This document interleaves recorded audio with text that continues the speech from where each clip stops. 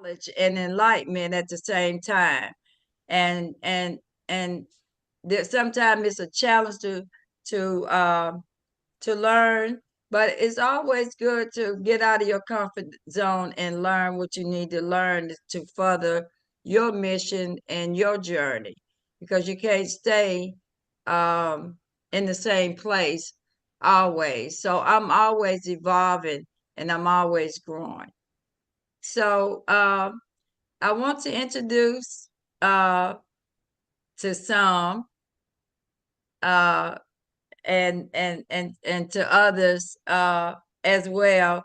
My two sons, one of is two of my sons, and I've got many sons, but my first son, Rod Hayes, and my second son, Young Elder, because they're the ones that actually brought me onto their platform and introduced me to the world, because I've been around for a long time, but and doing the work behind the scenes, because sometimes um, you don't have to be in front and out in public doing the work that you're assigned to do.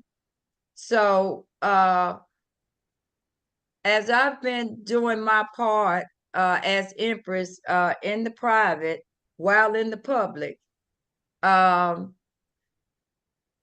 you run across people uh, on this journey to help with the liberation of our people and fighting a lot of other energies and watching our people suffer because they lack knowledge how to respond to these entities. So we have all encountered the police, and they exist only by, I would say, by force that they exist among us. So Rod and Young Elder and myself decided that it was good for us to come on to speak about that for the first time on this platform, on my platform. So I thank you all for gracing me with your presence as we work together to uh, help with enlightening our people about certain things that they should know without being censored at the same time. Would you guys agree? I agree. So we're talking about police, policy, and procedures tonight. So I'm going to uh, allow us to have a roundtable discussion, and I'm going to allow you guys to kick it off, and then Big Mama will interject and have the conversation as a whole with you guys. How does that sound tonight? Sound like a winner to me. All right. So if we go start from the beginning, we got to start. Where did the police come from? How did they get here, and why are they here? The reason you would ask those three questions is because before the settlers came, we didn't need police. Before the settlers came, we didn't need prisons. All of a sudden, the settlers come, they turn our castles into prisons. So you know who they was designed for.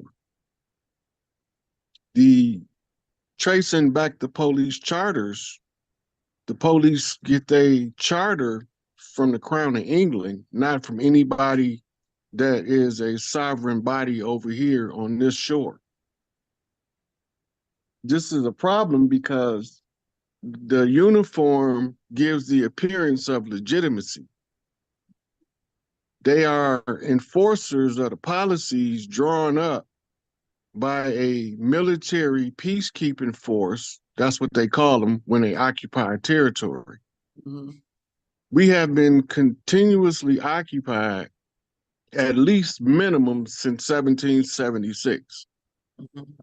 The corporation known as the United States of America is not our government. It's never been our government, and it never had any intentions of perform any of the functions of government on behalf of the people on the land.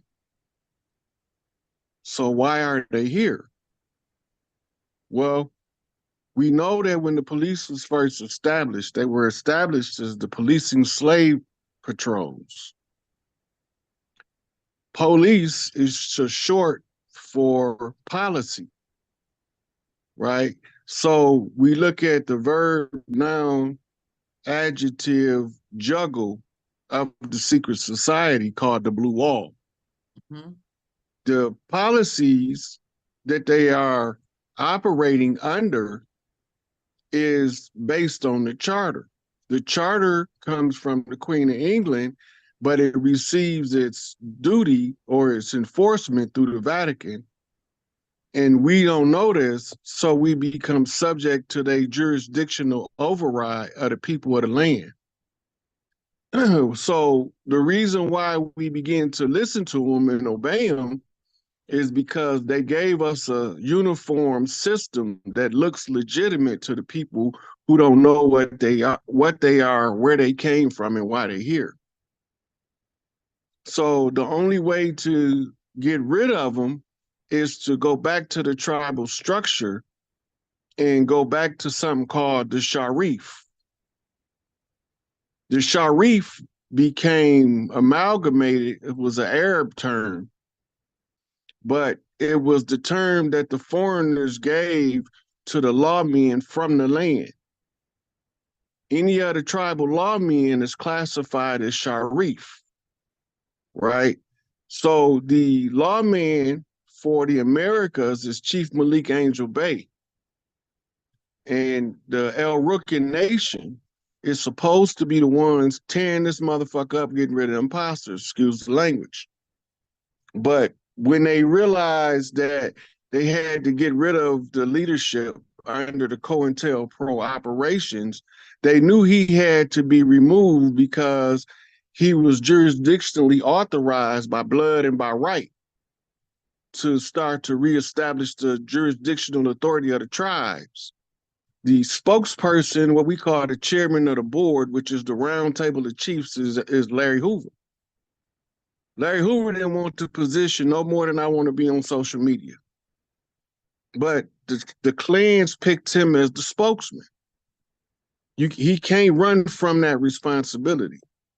So he becomes the chairman of the board, the one responsible to deliver the report to the people of the land as to what's going on the land and where's our shit and why we don't got it. Right. So being that I'm from under the Growth and Development Nation, and my instructions from Larry was brain banging and not gang banging.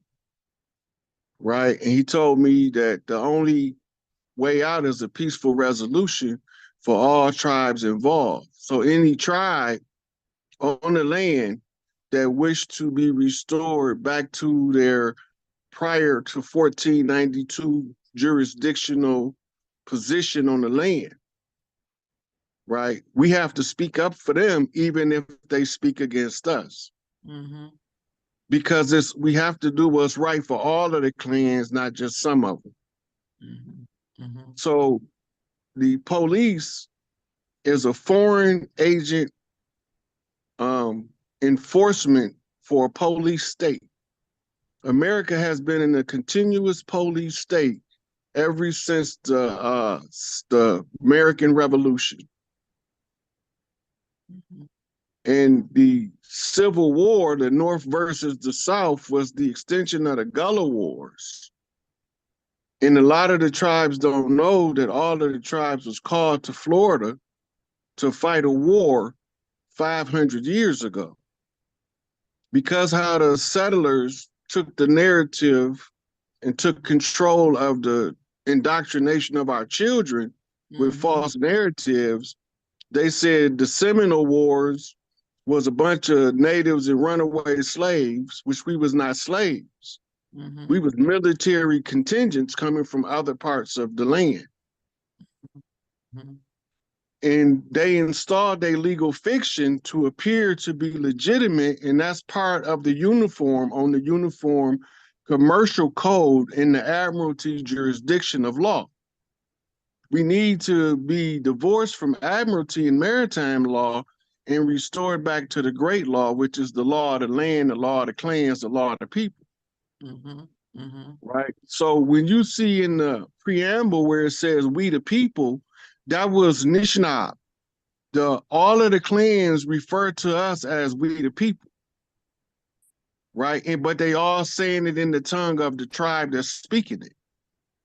The common denominator is the English translation of we the people, which is our sovereign right to alter any political structure on the land that's belligerent to the clans.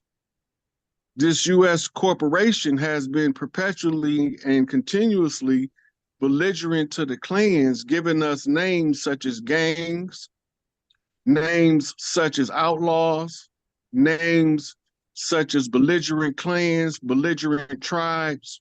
When you hear them call us belligerent, that means that our system and their system clash, they don't go together. So what do?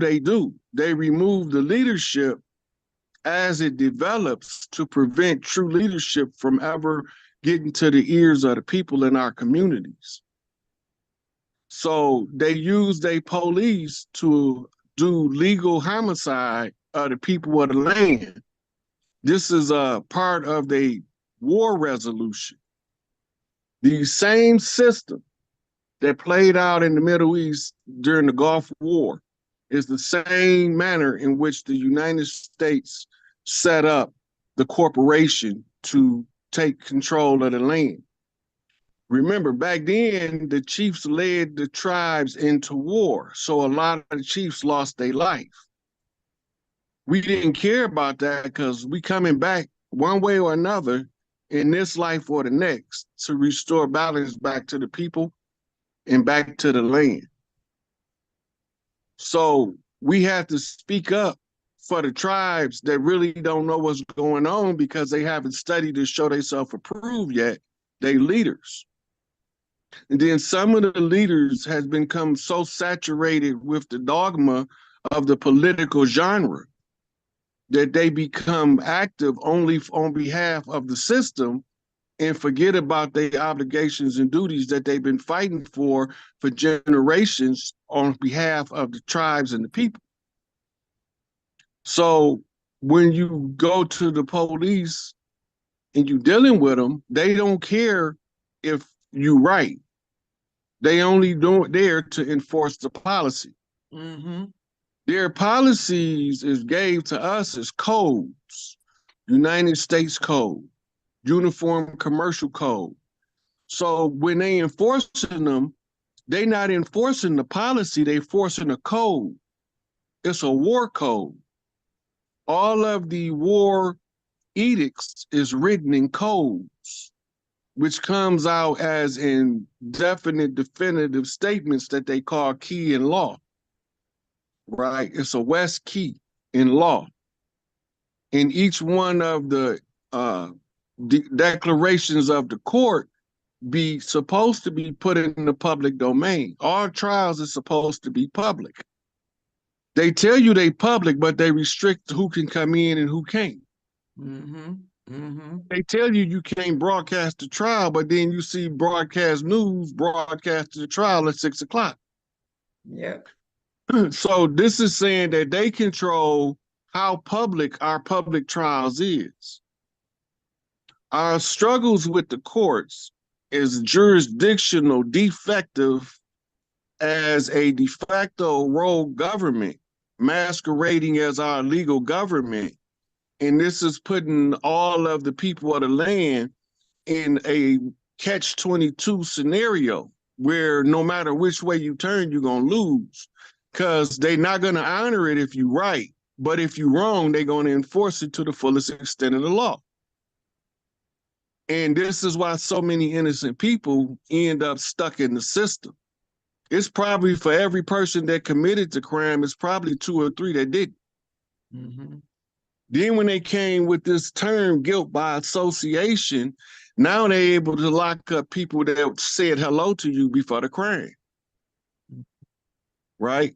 And so these are all of their policies. The procedure is how to enforce the policy. So this is why they got court procedures, civil court procedures. You got the attorneys follow the Bar Association procedures to practice law, and they got a list of things that they got to follow that takes their ability to be impartial to their client away from them. Mm-hmm. Their first fiduciary duty as a bar member is to uphold the integrity of the bar according to the bar manual. Correct. So if their first fiduciary duty is to uphold the integrity of the bar, how can they make any allegiance to protect the interests of the client when both the prosecutor and the attorney are bar members? Mm-hmm. The judge is also a bar member. That's Indeed. right. That's right. correct. Yeah. So now they took their 2-ball cane and flip you into a 4-corner shuffle and you don't even know what's going on. Yep. When they flip you into the 4-corner shuffle, this is when the state declare you an imbecile in law and assume the position as your parent. Mm-hmm. Mm-hmm. This is why they put you in timeout and call it a prison sentence.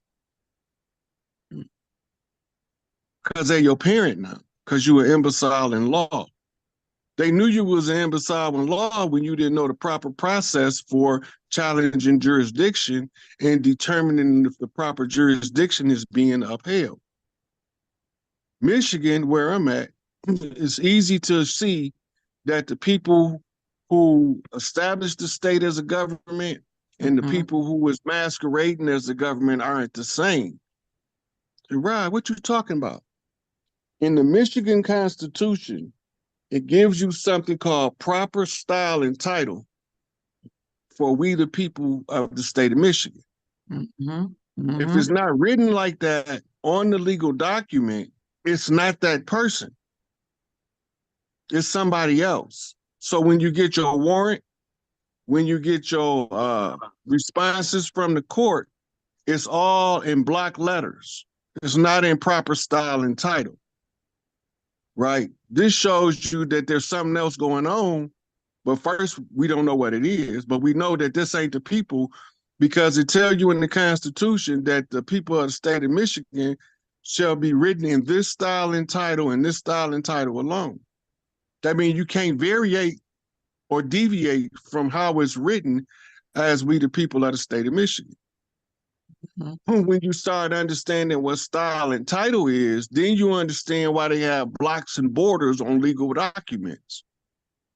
Because the blocks and border are the canals and the navigational network that they park in the boat that's supposed to be you. And the manifest and the invoice is what we call your case log. None of this stuff has anything to do with us, but explaining it to people where they know what's going on helps them to understand how to get back to the great law. And the great law is founded on the first principle. And my literature teach me that the first principle is love, universal love. Universal love means you give love freely. That don't mean you got to be nobody's sucker either. Just because you love somebody don't mean you don't have to go upside their head. That's right. Right? Because you know, Big Mama will slap you down if you come in her house with the wrong language. I don't care if you're 12 or 22. Mm-hmm. Mm-hmm. Right? That's been in our culture from time immemorial. We speak with a certain respect around the elders because words can kill, build, and destroy. That's right. So where we at right now is we need to understand what's bringing these ancient tribes back to reemerge in this modern time. The Bloods and Crips was specifically spawned to fight the police. They're not here to fight each other. Mm-hmm. They here specifically as the result of police shooting brothers in the back. police killing us with the chokehold. The people in California know what I'm talking about, but the people that's not from California need to go back to the history. When the Bloods and Crips emerged, they emerged out of a ruthless and remorseless police abuse of jurisdictional authority. So the tribe's natural instinct is to click up what they call tribe up to fight the enemy. The police knew that was going to happen. So under COINTELPRO, they recruited certain individuals to masquerade as the red and the blue to make them fight each other. Mm-hmm. This came to the surface during the riots about the Rodney King case, where the police or the sheriff department was whooping Rodney King, and as a result, it ended up sending LA and much of the West Coast up in flames. When you see that, that's the tribes telling you something is wrong on the land. Is there any chief on the land that knows how to remedy this problem so that the tribes can live back in harmony and peace, one with the land, one with the people, following the great law? It's a process. It doesn't happen in 30 days or 30 minutes. Mm-hmm. And I'll be frustrated because I want it to be over. But I know we following all of the steps. It doesn't happen as fast as we want it to. It doesn't make the big explosion of awareness in the community as it should. But we still have to continue to follow the steps, and it's going to eventually wake up all of the tribes. And then the ones that was once belligerent to us that thought we was trying to deprive them or usurp them realize that, no, we the ones who came to get all that shit you was fighting for. We not here to take nothing from nobody who has a rightful inheritance. What we here to do is bring the balance back to the land and to the people.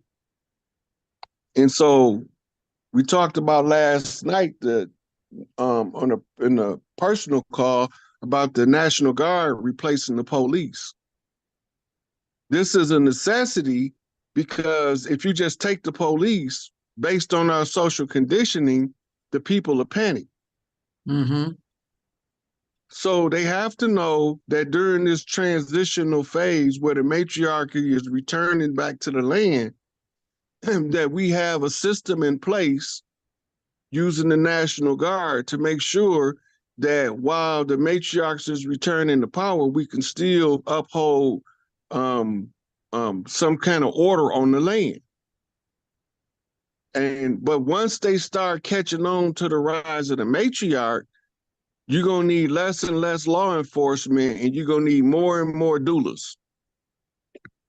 Because people gonna be making babies again like we used to. Because we gonna all be so much in love like we used to. We love each other different than the people that came. That's how they exposed themselves. Right? Mm-hmm. We love without, I'm not just loving you because you took this piece of paper and said we married. No, it don't work like that. We had marriage long before marriage license. What happened?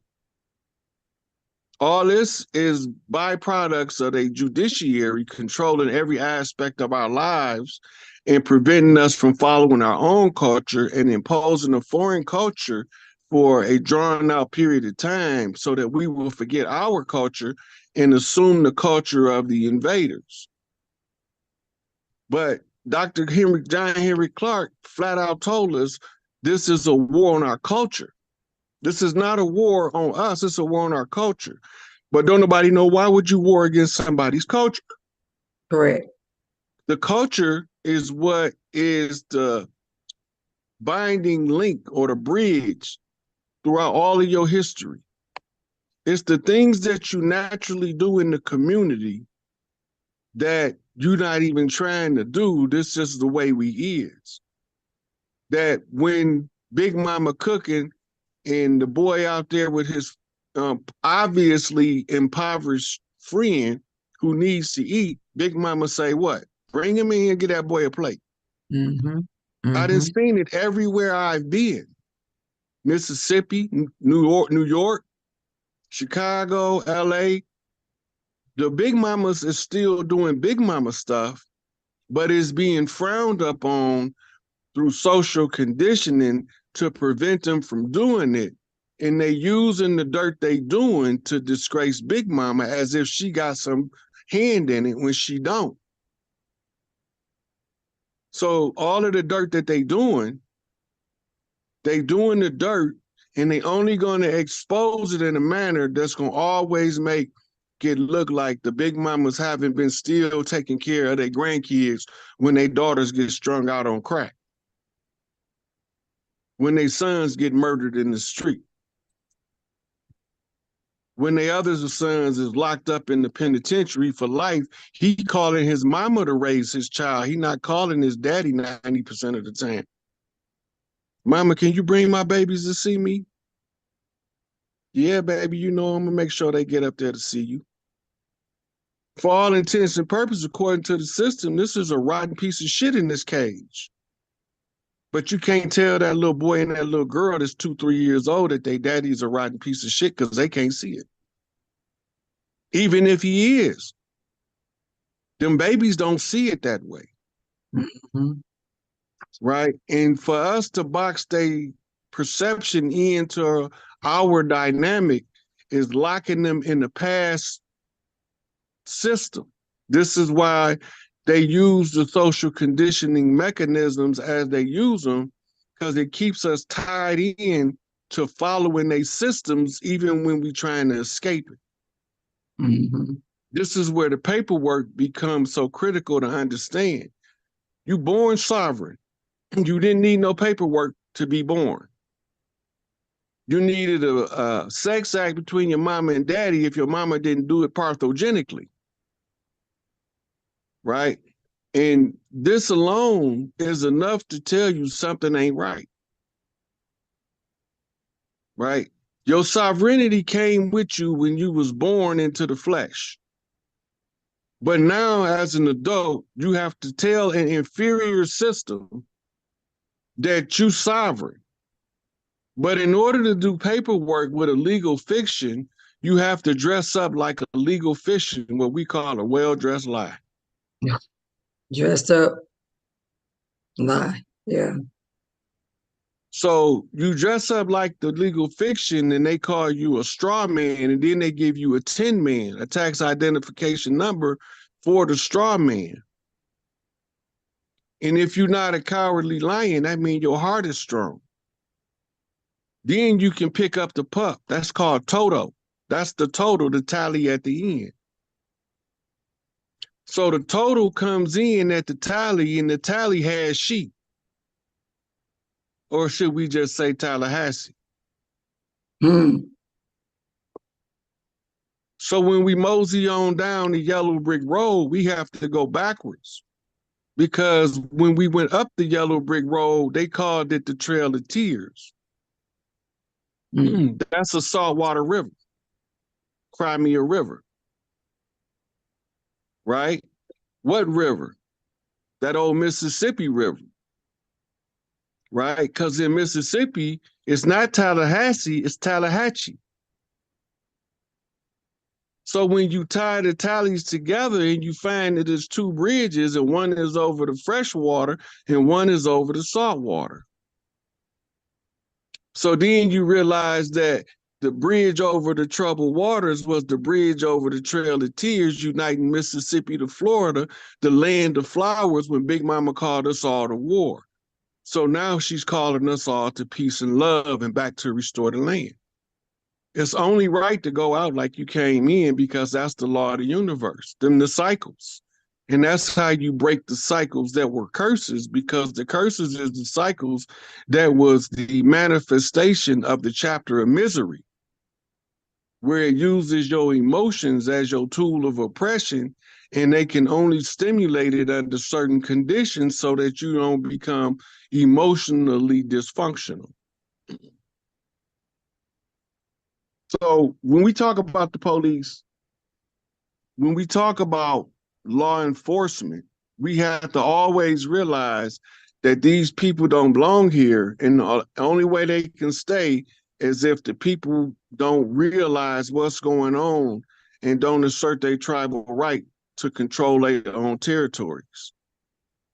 The territories have to be rewritten because a lot of stuff has happened over the last 500 years where we have to make a combination for allies. But people were looking at some of the allies like they the enemy because of the social conditioning, never knowing that the white man ain't white. It's only a legal status.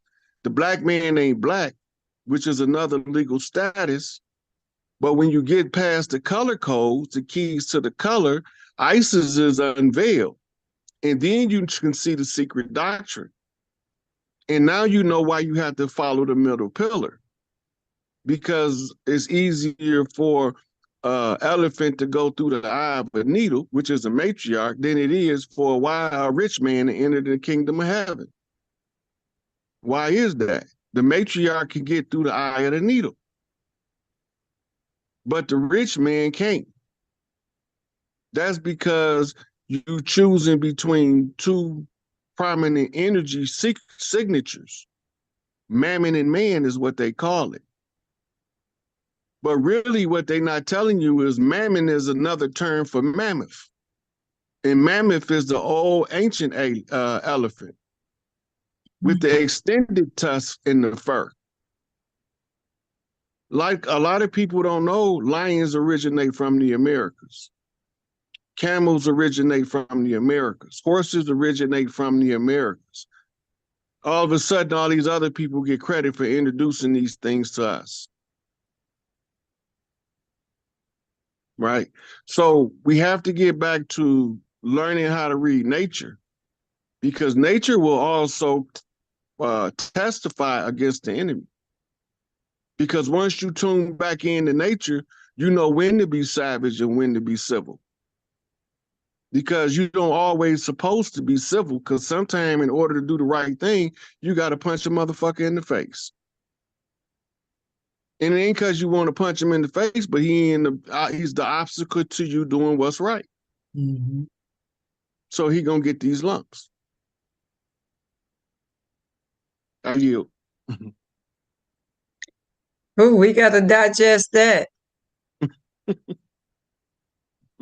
because I'm gonna follow up with some I'm gonna be sharing my screen shortly about some of what you was talking about, particularly with the oaths of office with these attorneys that y'all need to not to go get, because he's not your friend, and I'm gonna show you why he's not your friend in a minute. So we're gonna take a minute to just breathe and let that just kind of soak in, and because it really was really that was a smaller version of really what's going on. Like Marvin Gaye say, what's going on? Ooh. So the thing that we look at is the dynamics of how the law is applied. It's never been applied equitably. Well, when you talk about law is not on the table. Law is law against legalism, because everything that they're using is legalism. Yep. It's Spoken not in law. legalese. Because what is law? First of all, we have to define and know what is law and what ain't law, and what you're calling law is not law. They'll say law. We're breaking the law. The law says. Well, that ain't what the law says, because I don't know what law you talking about, but codes and statutes is not law.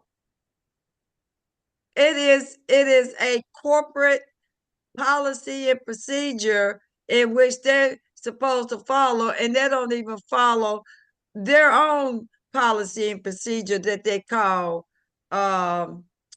let's see, drag the pieces in this give me a second. This thing want me to drag the piece to continue. All right. Yeah, that they would tell you that ignorance of the law is no excuse, right?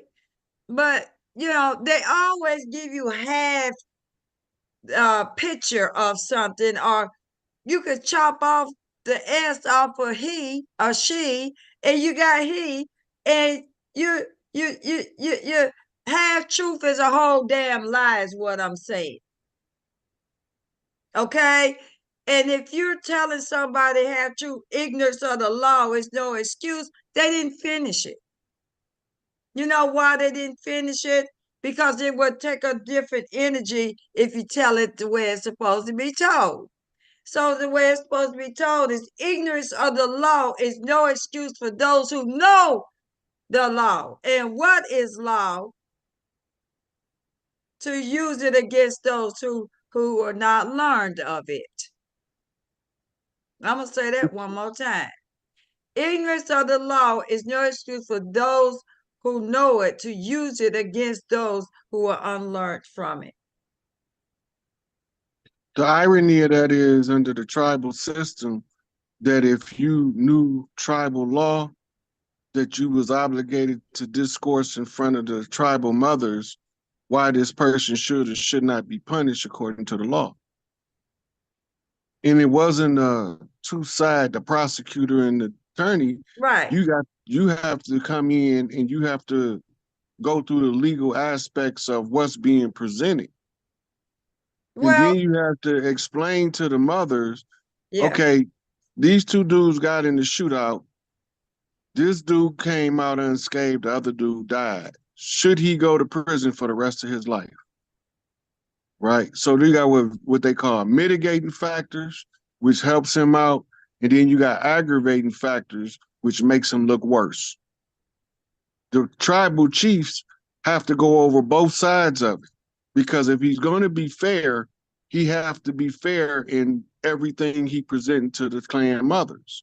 Mm-hmm. The jury of your peers was normally the people in the clan, because normally clans didn't go across messing with other clans on other clan territory. So whatever law they would violate would be among their own clan, about 98% of the time.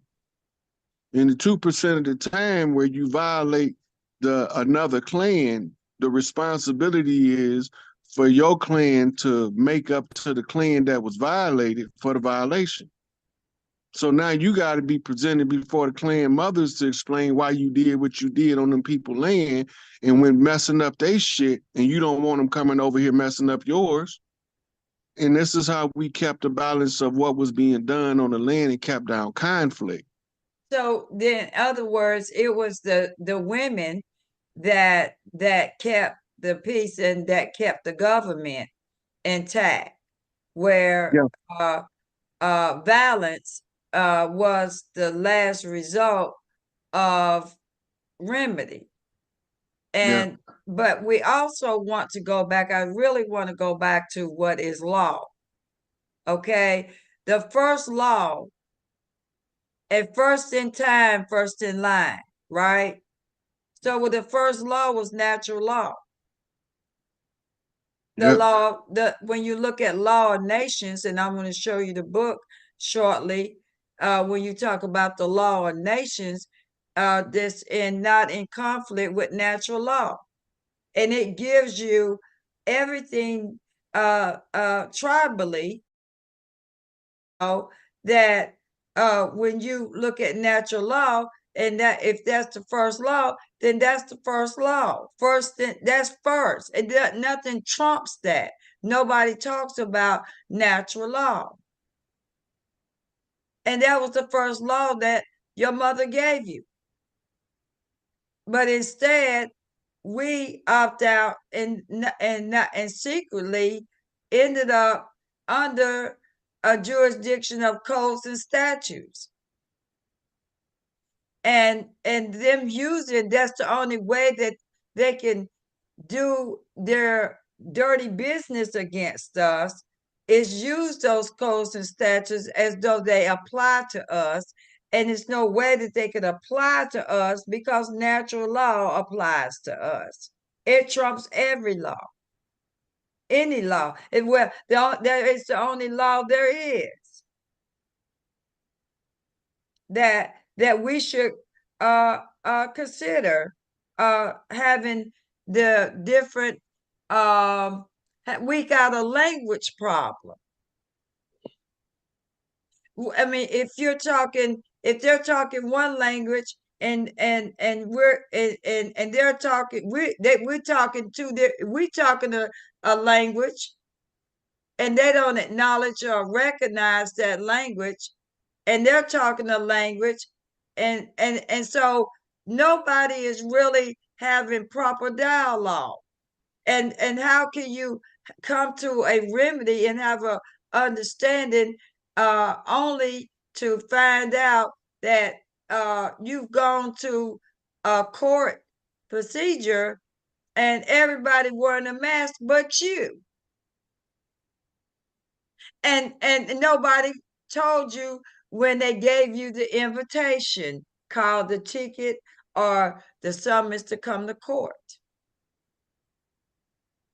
So, United States Code 1984 is the part that talks about acting under the color of law, Yeah, right? So, 1746.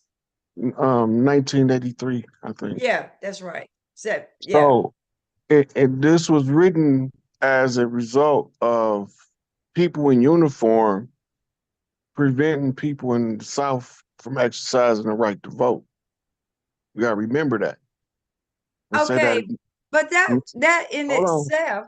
Hold on. Let me say that again, Empress. United States Code 1983 says, under the color of law, that no person shall go in disguise or uniform under the color of law to deprive anybody of their rights. So every time that they are drawing you into their system, they depriving you of your rights, whether they know it or they don't know it.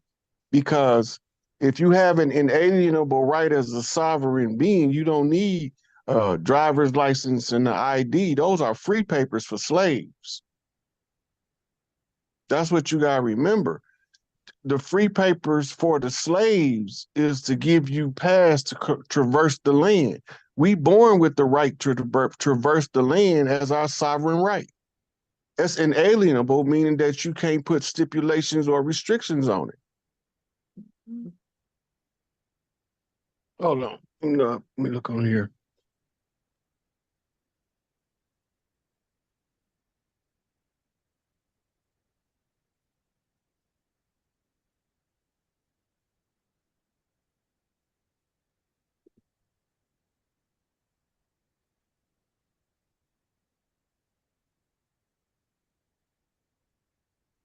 It's 42.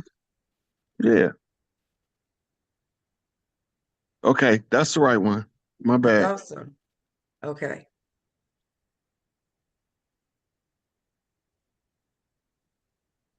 See what it say? Right. Every person who under color of any statute, this is how they color it with the statute. Mm-hmm. Ordinance, regulation, custom, or usage of any state or territory or the District of Columbia subjects or cause to be subjected any citizen of the United States or other person with the jurisdiction thereof to the deprivation of any rights, privileges, or immunities secured by the Constitution and laws. So this, if you have a right under the law and a right under the Constitution, they can't use the codes to usurp that. This is what this is saying. This is legalese, which is different from what they call colloquial English, the common language. Well, the thing It's about another. too, It's another one too. I think it's 1986. Let me check. yeah.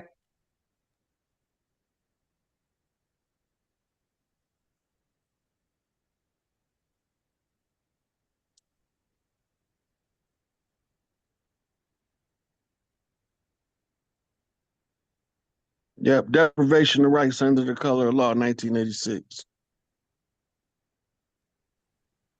They only doing all this to us because we agreed to it. Well, I'm going to address about us agreeing to something under ignorance of unlearned and unknowingly. We're gonna address a few things. I'm gonna let everybody get out what they're gonna get out, because when I get to talking, I don't want nobody to interrupt me. And I'm gonna be quiet, let everybody say what they're gonna say. And I mean that. That when I get ready to show and address that, then it all comes together. Um one of the things that are you gonna read this, Rod? You want me to keep reading it? Yeah, Okay, so yeah, it's. Can you blow it up a little bit more? sure. Right. Every person who, having knowledge that any of the wrongs conspired to be done and mentioned in Section 1985 of this title are about to be committed and having power to prevent or aid in preventing the commission of the same, neglects and refuses to do so. If such wrongful act committed shall be liable to the party injured or his legal representatives for all damages caused by such wrongful act, which such person by reasonable diligence could have prevented, and such damages may be recovered in an action on the case. So this is also talking about if they do violate these codes, 1983, 84, 85, this is the remedy of how they have to pay for the violation of those codes. Now, these codes do not override the law. Could tell you that in 1983. So here they telling you what the remedy is. It says in an action on the case, and any number of persons guilty of such wrongful neglect or refusal may be joined as defendants in the action. And if the death of any party be caused by such wrongful act and neglect, the legal representation of the deceased shall have such action, therefore, and may recover not exceeding $5,000 in damages therein for the benefit of the widow of the deceased, if there be one. And if there be no widow, then for the benefit of the next of kin of the deceased. But no action under the provisions of this section shall be sustained which is not commenced within 1 year of the cause of action has accused or has accrued, meaning accumulated. So you got a year to make your complaint. And once you make your complaint, there's the remedy in law. Now, when this was written, the damage wasn't to exceed $5,000. But in the court, you argue in equity, so that would be $5,000 in that day, may be 10 times that in the modern era due to inflation. So they give you a cause of action, people acting under the color of law, and then they give you a remedy. So these are all of the codes that they follow, but these codes is not the law. The law is the law of the land. Well, we call it the great law. They call it the law of the land, and other people call it the law of nature. But these things are being done using what they call pre-derived consent, meaning that they are accusing you of agreeing to it before you are ever aware of its existence. And this is where they implement um, the excuse that ignorance is no excuse of the law. But the ignorance of the law mean that somebody who is competent in the law is supposed to step forward and speak up on your behalf. But by them all being barristers, there's what you call an irreconcilable conflict of interest at the onset of the case. Right. All of these cases are civil actions, but they don't ever tell you that because they don't want you to know that they're sending you to prison for a lawsuit. That's because it's prohibited. in a law, but they do it as if it's not prohibited. That's why everybody's in prison for a civil action. No matter what they say is criminal, they still only operating in the civil capacity as a lawsuit, a recoverable damages lawsuit. And Hey, vengeance is not a recoverable damage, and that's what everybody locked up is in there. It's a revenge. Mhm. Go ahead, young elder. I was gonna just say, so when they railroad niggas in the court and giving them 100 years, 200 years, like a lot of that stuff, like you say, it is civil. It's not really criminal because it's not against natural law. Like selling drugs, a lot of the stuff that they doing is not really natural crime. They really don't got no, like you had a right to face your accusers. What they do is they say your accusers is an artificial corporation. Usually, most of the time that your accusers is an artificial corporation is never like somebody actually coming and saying, like on these civil cases that, oh, this person stole this or did this or killed my loved one or whatever. So it's mostly, yeah, like you say, it's civil. Mhm. And Yeah. going back to what you said about the police, I mean, you pretty much covered everything. I mean, I said, damn, I ain't gonna get a chance to say nothing because Rod saying everything. Hey, about the police, right? But like I say, they public servants. And like you said, they going off of codes and statutes and ordinance. They not public service, elder. They're not even public servants. Go ahead. They are a private contracted military force That's Go ahead. correct. Working. contracted by the Crown of England and the Pope Go to ahead. carry out stabilization operations to control the people that in the military land. It's a military state, a police state. Mm-hmm. The police are now under the jurisdictional authority of the United Nations. They not even listed as state agencies. They listed as extensions of the United Nations. Wow. Because when they created Interpol, the International Police Force, all of the police are now under Interpol. Hmm. So we looking at foreigners recruiting the people from the land to enforce their jurisdictional authority that they don't got. Right? So these people that put on these uniforms are not even none the wiser that they go into the camp of the enemy, dressing up in their uniform to do the enemy's bidding against the Wow. people of the land. The warrant, it tell you in the word, it's a warrant. It's an Right. ongoing declaration of war. The term al, you see it et.al. behind a lot of stuff in law. Most warrants have that somewhere on the cover page because I mean all of the chiefs that follow gonna get the same thing. Hmm. We coming to get all of you motherfuckers. Lord Alfred playing Rex 84, which is the enforcement side of the COINTELPRO. They told us what they would do if we didn't wake up to who we were.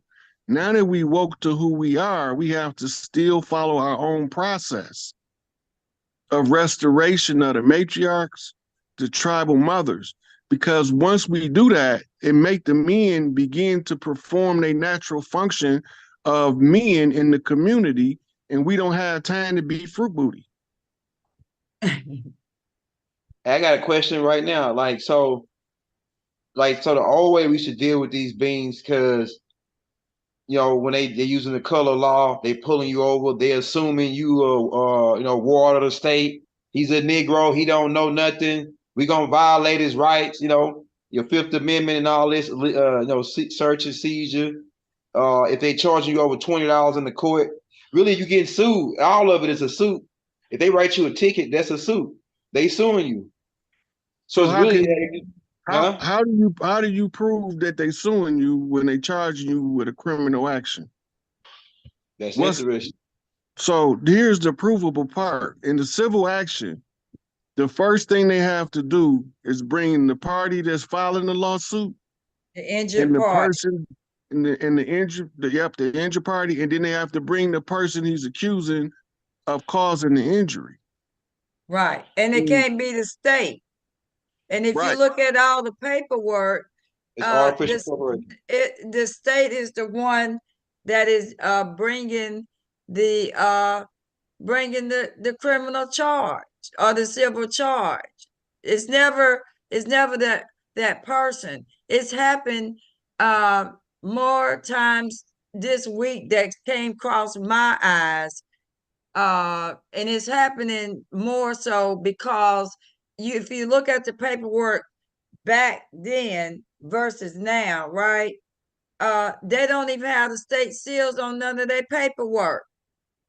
None of the paperwork. If anybody would go and got paperwork from any court system or any ticket or anything, you would see that it's just a printed piece of paper uh uh demanding you invitation for you, a mandatory invitation to come show up in court without a court seal. They can't operate under those seals anymore because they lost their charters. And they don't want you to know these things. Which takes us to the lawsuit being filed to Supreme Court about all of the politicians that don't have an oath of office on record. Oh, we're gonna talk about that. I pulled that up, and we're gonna get to that. Yes, we are. Okay, It's gonna so ting-a-ling-a-ling. all right, so once you get into a criminal court, what's the first thing they do? It's Start called adjudicating you. They got to give you they got to give you a what How they do you call. plead? Nah, when you first walk in, they got to give you what is called when you walk in the court, in the criminal court. They got to give you this paper. It's called not an affidavit. It's A called waiver. no, not a waiver. It's something to let you know, okay, you committed this. You being charged with this crime. It's called dang, what's the name of it? Not an affidavit. It's called all criminal charges. All criminal courts got to give you this if you being indicted. And indictment papers, not warrant. indictment papers. It's called It's the Order. warrant. what it's called? Order. Order of arrest or a warrant. No, not a warrant. It's something else when you not an affidavit, not an You're indictment talking about paper. a list of charges, right? Yeah, when you get indicted by a grand jury, in order to proceed, the first thing they got to do A is give you. bond. Well, it's a bond, but they call it something else. Dang. Look, this what Arraignment. happened. They give Look, you an arraignment. the Hold arraignment. on. Now, this is what's going on at the arraignment that you don't know about. And the arraignment is the joinder of the parties. The prosecutor is standing in as the guilty party. He's what you call a proxy. But he ain't been injured. He's just standing in as the injured party. You being brought in, they give you an attorney to represent you. Attorney is a devil's advocate. And they ask you, how do you plead? Right? This is the joinder of the parties right here. In civil law, as a sovereign, you have to agree to be sued. But they don't tell you that the criminal law fall under the same thing because it's still civil. Now, let's say you got convicted, you went through all your court processes, now you finna file a habeas corpus in the federal courts because they done violated all of your rights. It's a civil action. When you file your habeas, it's a civil action in the federal court. So you ask the judge, why is it a civil action for a criminal case in the states? Then the judge will tell you, all state actions is civil under the federal jurisdiction. Why is that? Because none of the state judges are what you call Article 3 certified courts. They are what you call an adjunct court, a half court, a kangaroo court. But That's right. when you start questioning their jurisdiction, now you become what they call a problem. Yeah. You become belligerent to the application of their system as lawful as opposed to legal. because now when you start making them identify for the record the jurisdiction, they have to tell you when you ask them if it's a civil or a criminal case. They gonna tell you it's criminal. Say, is it under the admiralty jurisdiction? Is it under the public law jurisdiction? What nexus of law are you deriving your jurisdictional authority? They're not gonna want to answer you because it's all admiralty jurisdiction and maritime, and all they doing with the court system is carrying out salvage rights operation on the people of the land. Each sovereign is his own lost vessel at sea, aka black in law. So this is where you get civilly mortis. And these was in reference to those tribes that was fighting in the Conjure War, what they called them nappy head Negroes. We was fighting in the Conjure War against some nappy head Negropeans. Mm-hmm. So we had to educate ourselves enough to see the Conjure War as well as what's taking place on the land, and they don't have to look the same. Because sometimes they don't look the same. Because they can tell you one thing while they doing another.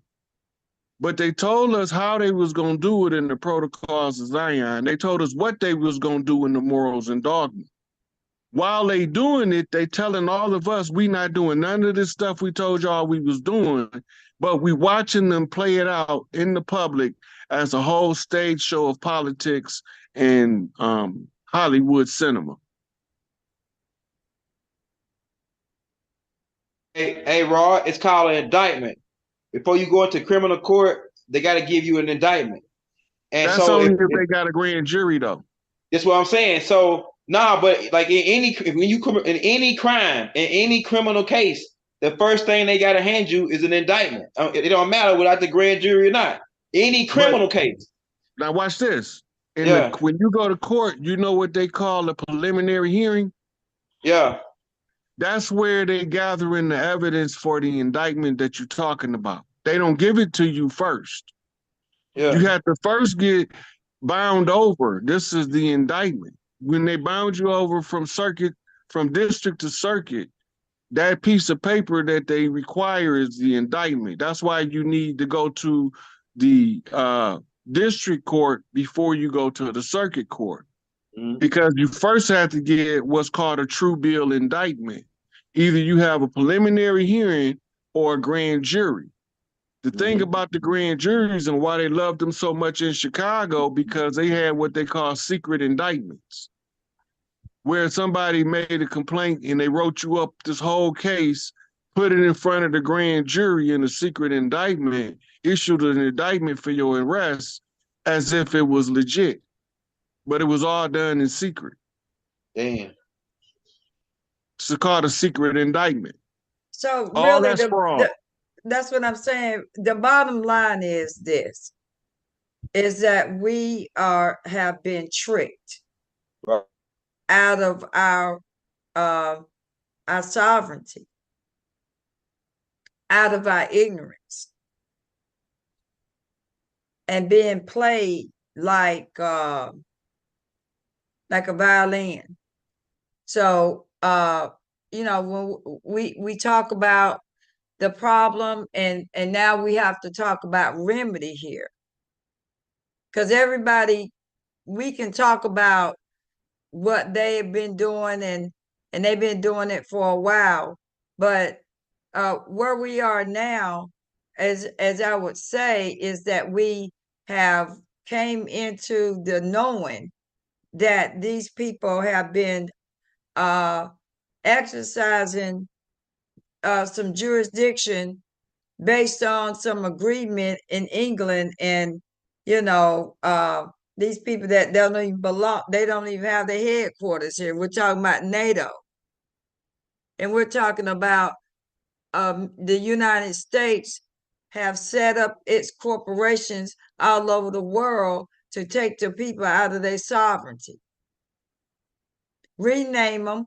rename their land, and then you put the police department in place to reinforce the era of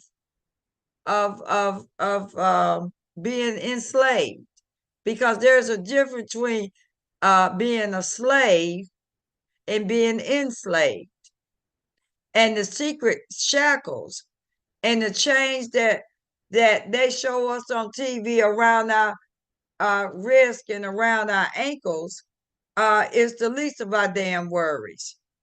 It's the shackles around that our brain and around that's blocking our divine mind and our divinity and our God self. To exercise our God self means that they don't exist. Just like they telling us we don't exist. They don't acknowledge us. And that's why we have to understand that the body, you can't take the body because the spirit is housed in the body, and you can't claim the spirit. I'm gonna say that one more time. You cannot claim the body because the spirit is housed in the body, and the spirit came first.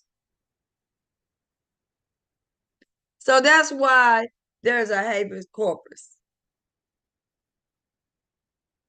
Because they're not telling you that the habeas corpus is that you can't take the body because the spirit is housed in there, and the spirit don't belong to you.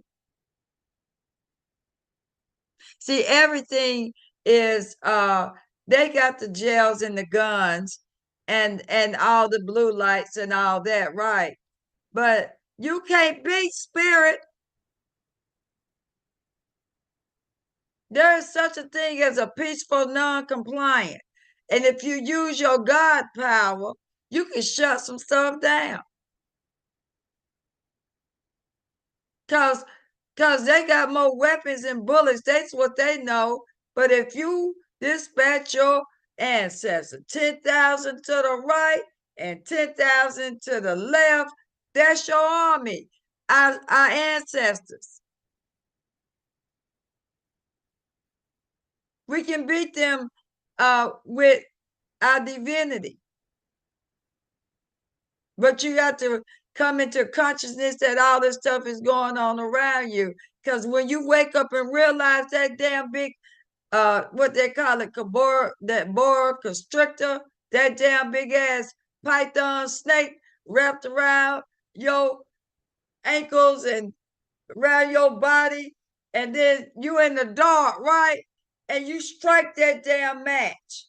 And there the light, when that match is struck, means that you got a spark of something ain't right, and I got a feeling, and I'm in the dark, and you strike that match, and then you see them eyes looking down at you. That monster that wrapped itself around you all your life and been there. It ain't the big elephant in the room. We're talking about a python, a boa constrictor snake. And you done found yourself in the belly of it. And you become frightened, and then you're trying to, I don't know what to do.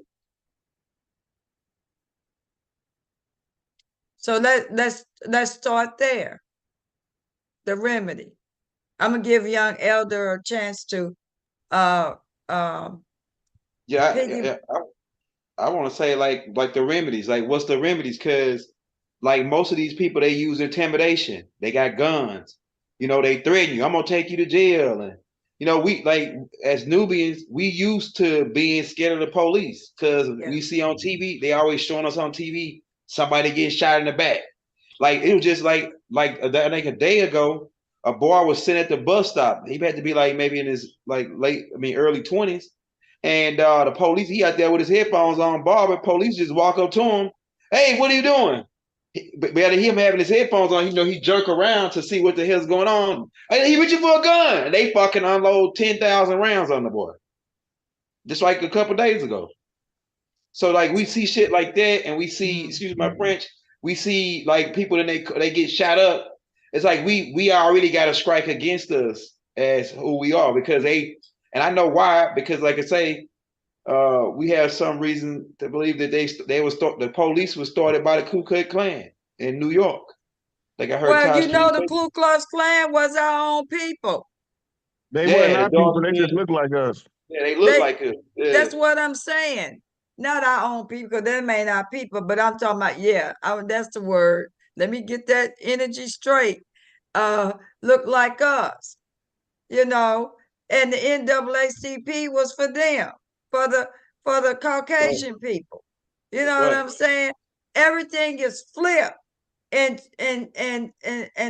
fruggled up. You know what I'm saying? So what we have discovered, we're gonna move to forward to now Okay, about what I've discovered that is working.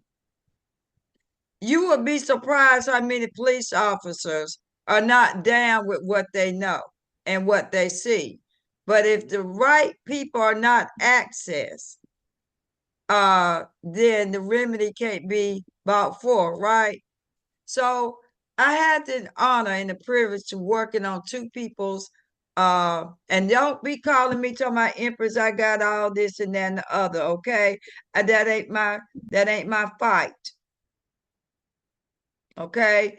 The object of the matter is objective is to show you how to defend and be your own public defender while being private.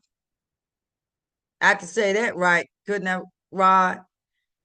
Okay, so while dealing with this, it was necessary for me to deal with these two people issues because I was able to look at it a little bit closer. See, I have the ability to bring the light and bring the light into darkness so that we can see it all in its true form, right? So I made a call, like Rod said, to the police department in regards to this issue and asked for the internal affairs department. And most of them have dismantled those internal affairs because that's where our advocacy lies at. So when he told me that they do their own internal stuff, I said, "Oh, we ain't going there because we know what the remedy is gonna be to that they're gonna take care of their own." So I sit back and then I called the headquarters and got a lady and found out that the city manager is the boss of the police department. Okay, so city manager don't want no problems. So when I had the conversation with the city manager, said, okay, first of all, I want to address the fact that your police department is being used by an agent of the supposedly quote unquote agent of the state, and there is no warrant on this person. I said I've had people in your area to look and see if there is a warrant on this person. 10 loads of cops go into this person's establishment, a business establishment, and 10 loads of cops come in there with someone to take this person away saying they had a warrant. I'm going somewhere with this, so everybody listen very closely. Once I found out that this individual used the police department, accessed the police department supposedly to bring someone in, to take someone out of there. Now we got an issue because they did not check to make sure there was a warrant, a proper warrant issued for this person. So a lot of times we can head ourselves off to not to come to court, Rob, by that process of asking. And before you leap, these are the things you need to find out. Is it in the system? And you'll find out that a lot of times it's not in the system. So when she took the information, she said, I have to call my police chief. And either me or the police chief will get back in touch with you, Empress. And it was a cordial conversation. It wasn't no hostile. The police chief called me back the next day. And the first thing he said, I don't have a log of any of our police officers coming to that establishment. Can you give me some more information?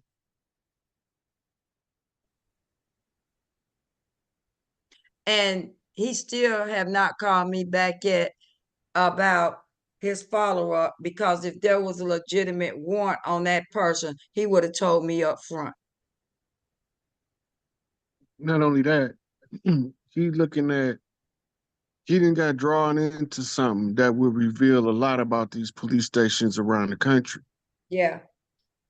And when we talking about approaching the city manager for a police related issue, we talking about obvious corruption.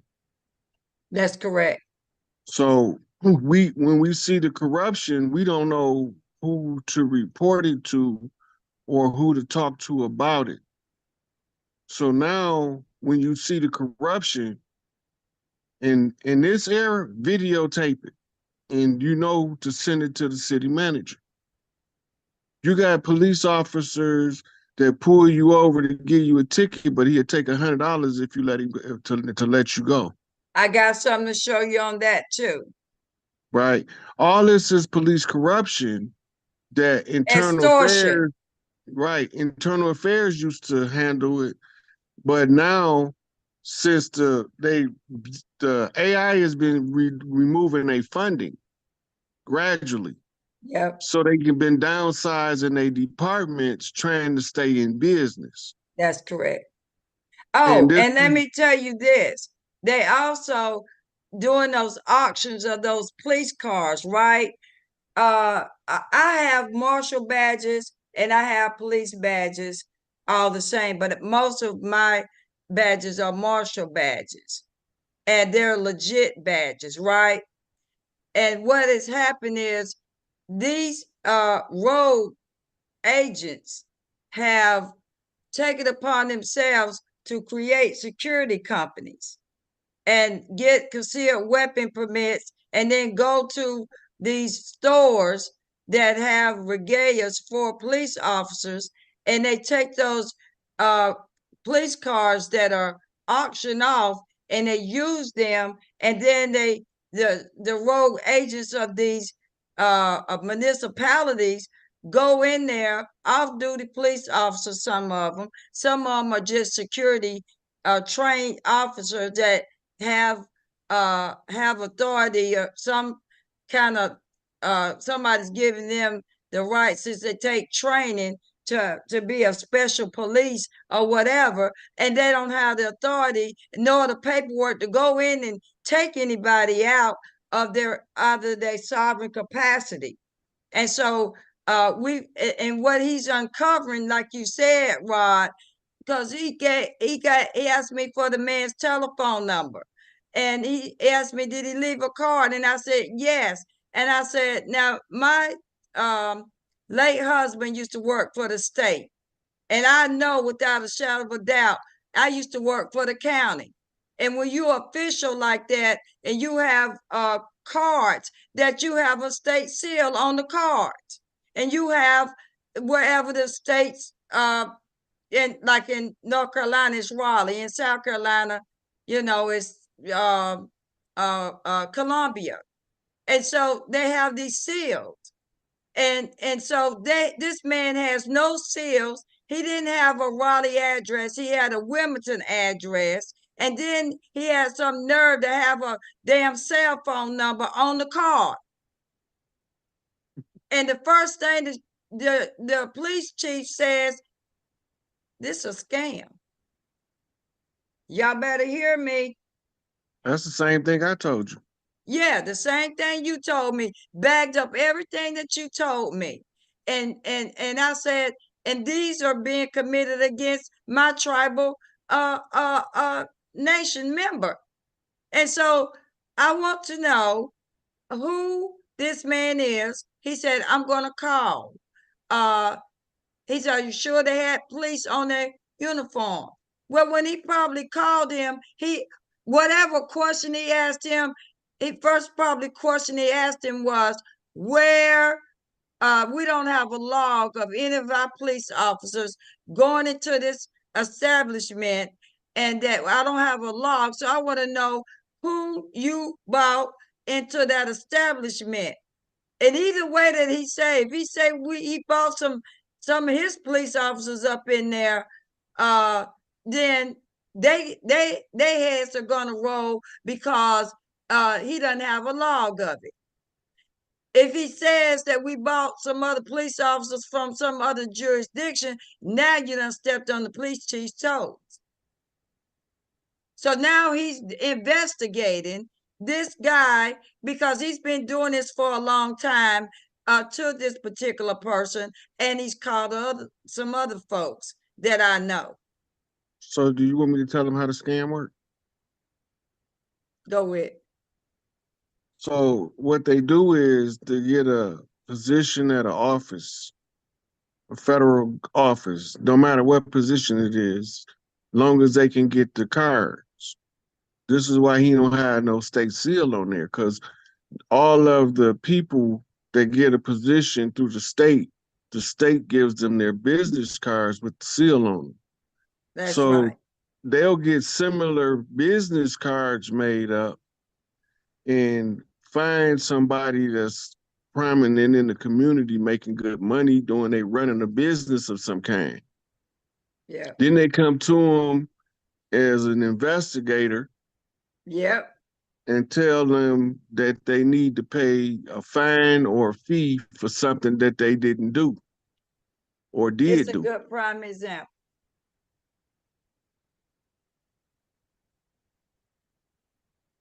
So once they get you to So believing that they legitimate, they give you who to make the payment out to, and it's normally a dummy corporation that sound like an official government agency.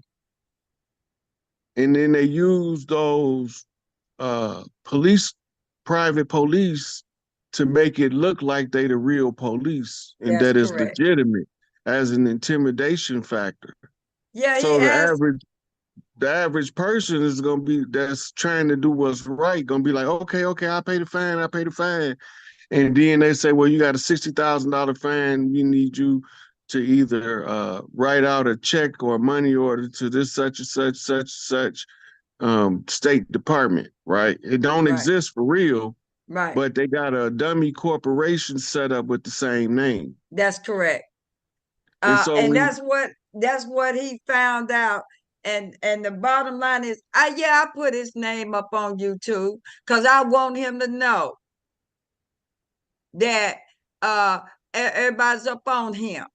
You going around terrorizing folks and they ain't have the proper jurisdiction nor the authority, and using, and don't forget about the technology that they're using. They're only using software to create the paperwork, y'all.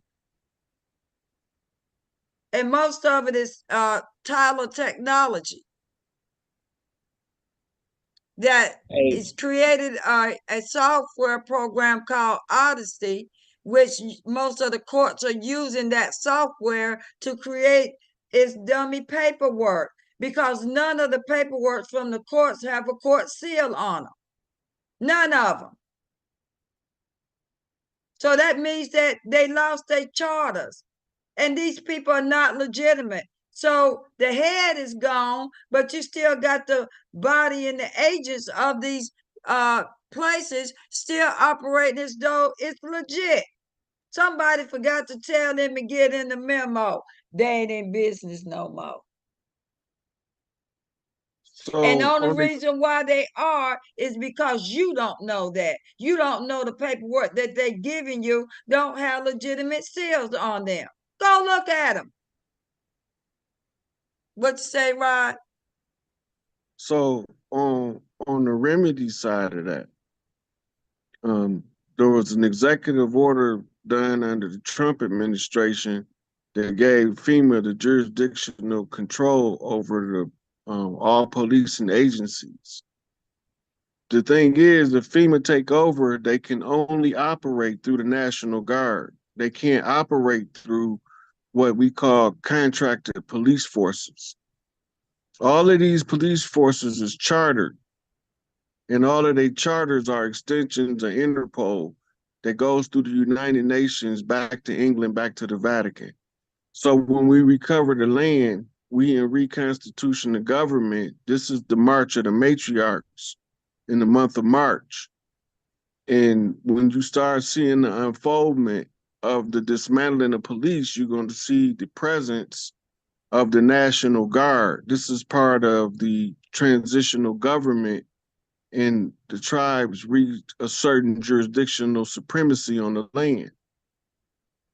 So this is what all of the QAnons be talking about and different people like that, because this is where you start to see coming into fruition all of the processes of government being transitioned over into the control of the tribal networks that's being established as part of the process of transition. Okay. Right. And this is the operational manual that they were supposed to be operating as peace officers. And this is how they were supposed to do it. They weren't supposed to be going by state statutes and codes. And it's a Stop right there, work, Empress. You see what that say right there? right here, Mm-hmm. Oxford. Yeah. This is where it's being printed and published at. None of the copyrights or none of the publishing of any of the American law books is from America. This is Oxford University, and at Oxford, it's one of the major institutions of learning in Europe. There it is right there. This brings up, and here's the proof in the pudding right here, where they got their authority from to operate over here. Now, what kind of sense does that make, y'all? Y'all seeing it on YouTube and TikTok right now? Just let me see your thumbs up right now.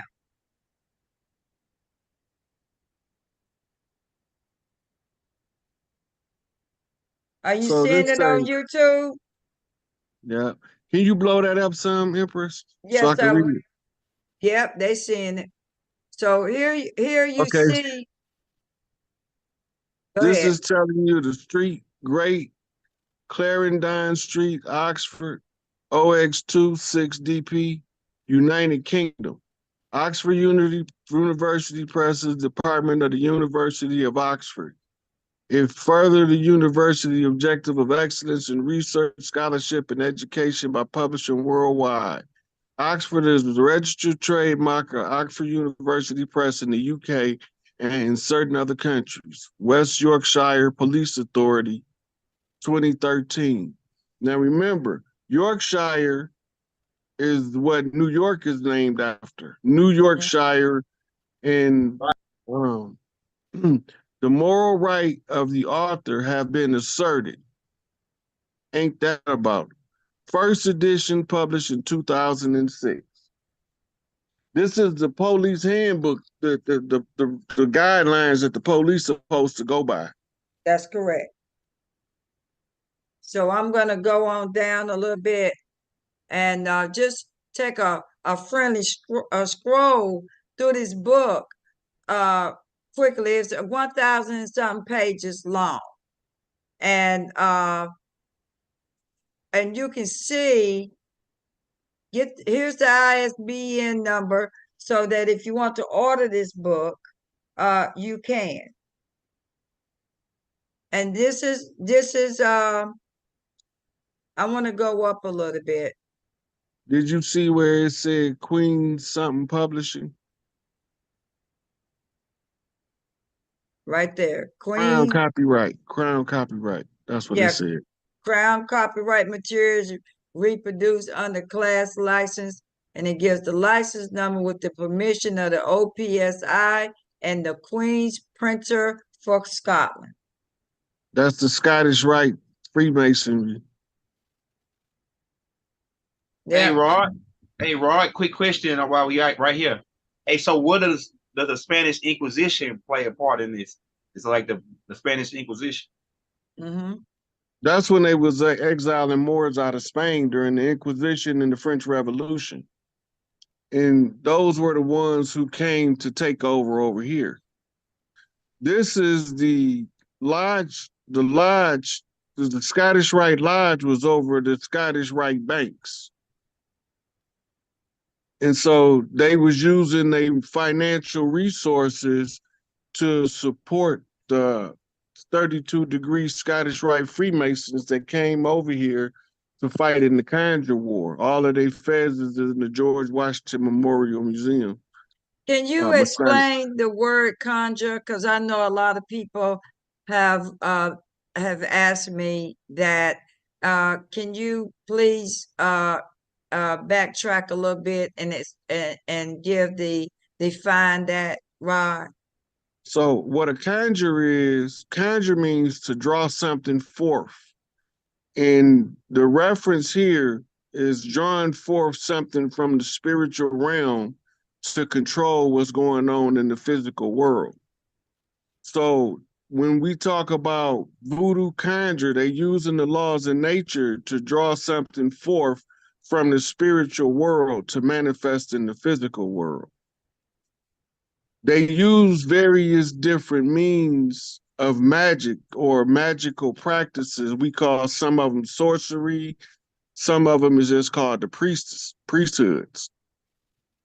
And so anybody involved in calling forth from the spirit realm any source of power is a conjurer, knowingly or unknowingly. In this case, we talk about the conjure war. That's using the spirit realm to fight in the physical world. And it plays out in the physical world according to the type of practice used to activate the spiritual energy. This conjure war is the cycle within cycles. So it's a miniaturized version of something called the Anunnaki Wars and some called the Egyptian Priest Wars. They all cycles within cycles. So they keep repeating the same thing. So there's a frame of reference to flip out of the cycles, to break the pattern.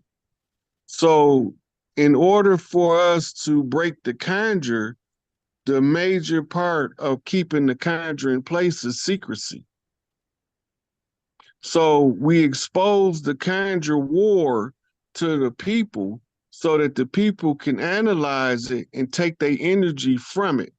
That's so now correct. they can use your energy in secret to harness and maintenance their conjures that they done in the backfield for you to play it out in the front, in the 3D. So you got all type of people participating. You got ancient shamans that still live in what they call uncivilized communities, using they conjure magic to bring about peace on earth. And you got Buddhist monks, and you got Islamic Sufis, you got Hindu yogis. They're all around the world working together to try to push the energy to shift us back to the matriarchy. All of your lodges, all of your fraternities, all of your sororities, they trials and tribulations is to bring in a higher frequency of energy to balance out the people of the planet. We take in the drama that's playing out in the 3D world without knowing the spiritual significance of the events. So by understanding what we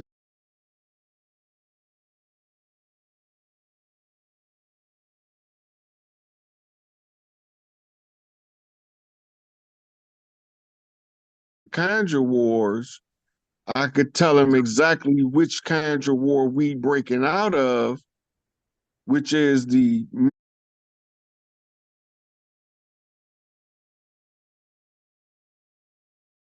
called the shedding of the first blood. By right in his blood, you activate in a doctrine something called the blood of the righteous. It's written in the Bible that the blood of the righteous should not be spilled in vain, which all of the people assert they believe that. So that make you follow the edicts of the ones steering the narrative of the blood that was spilled in the Revolutionary War.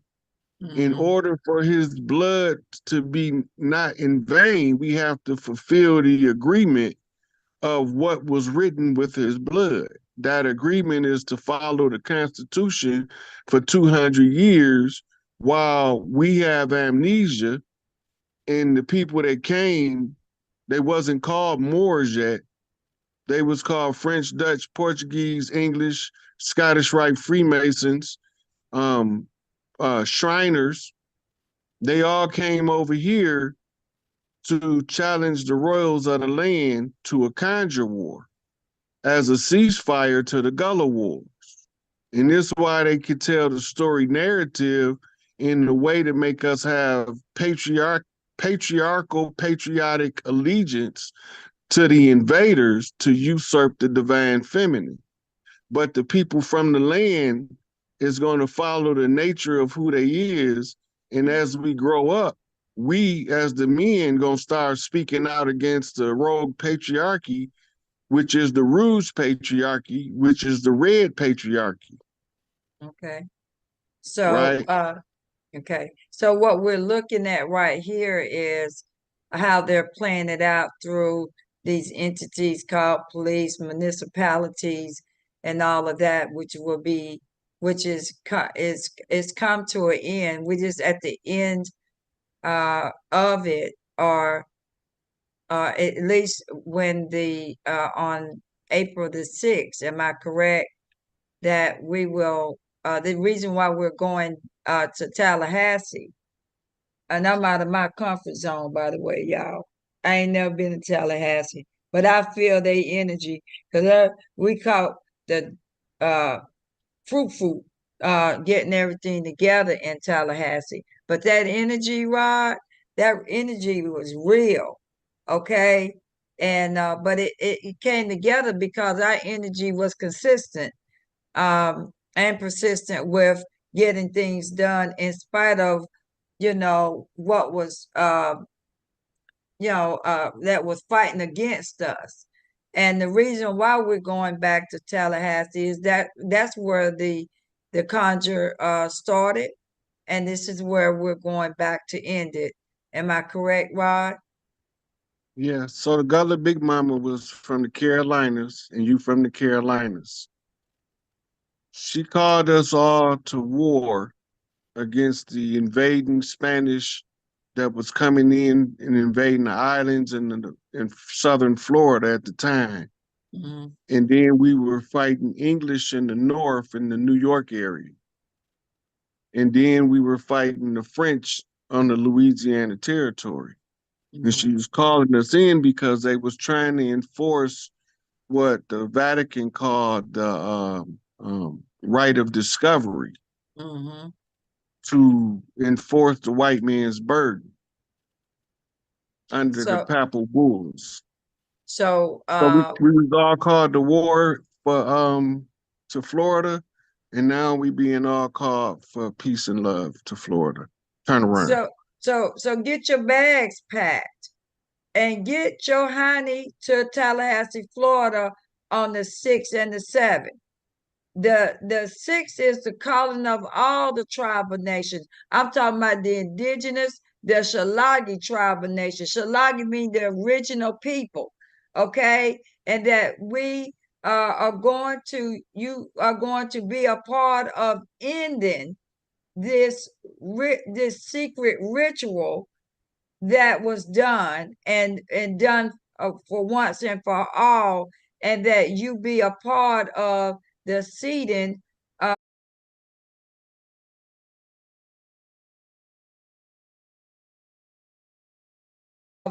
me at the coronation.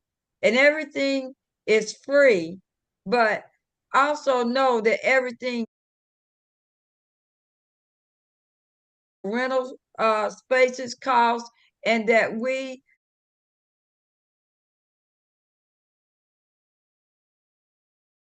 only asking people to donate, but everything is free.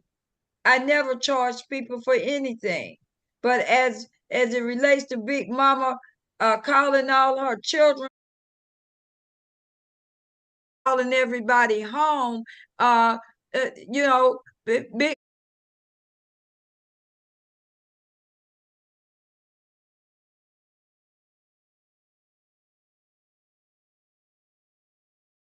able to do what like she need to do without any hesitation or restraints because she's limited. The link, which is I trust that Vinay put that in the bio, and we updated the flyer because the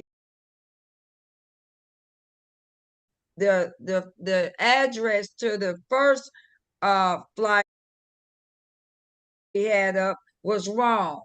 And so we had to take it down and take the link down. And so we got a new link to the website. So we'll get to that at the end. But we just wanted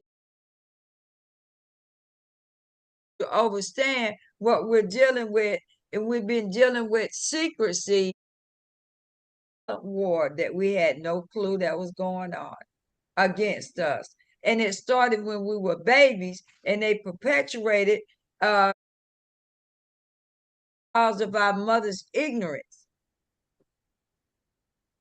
So that everybody understand what we're saying tonight.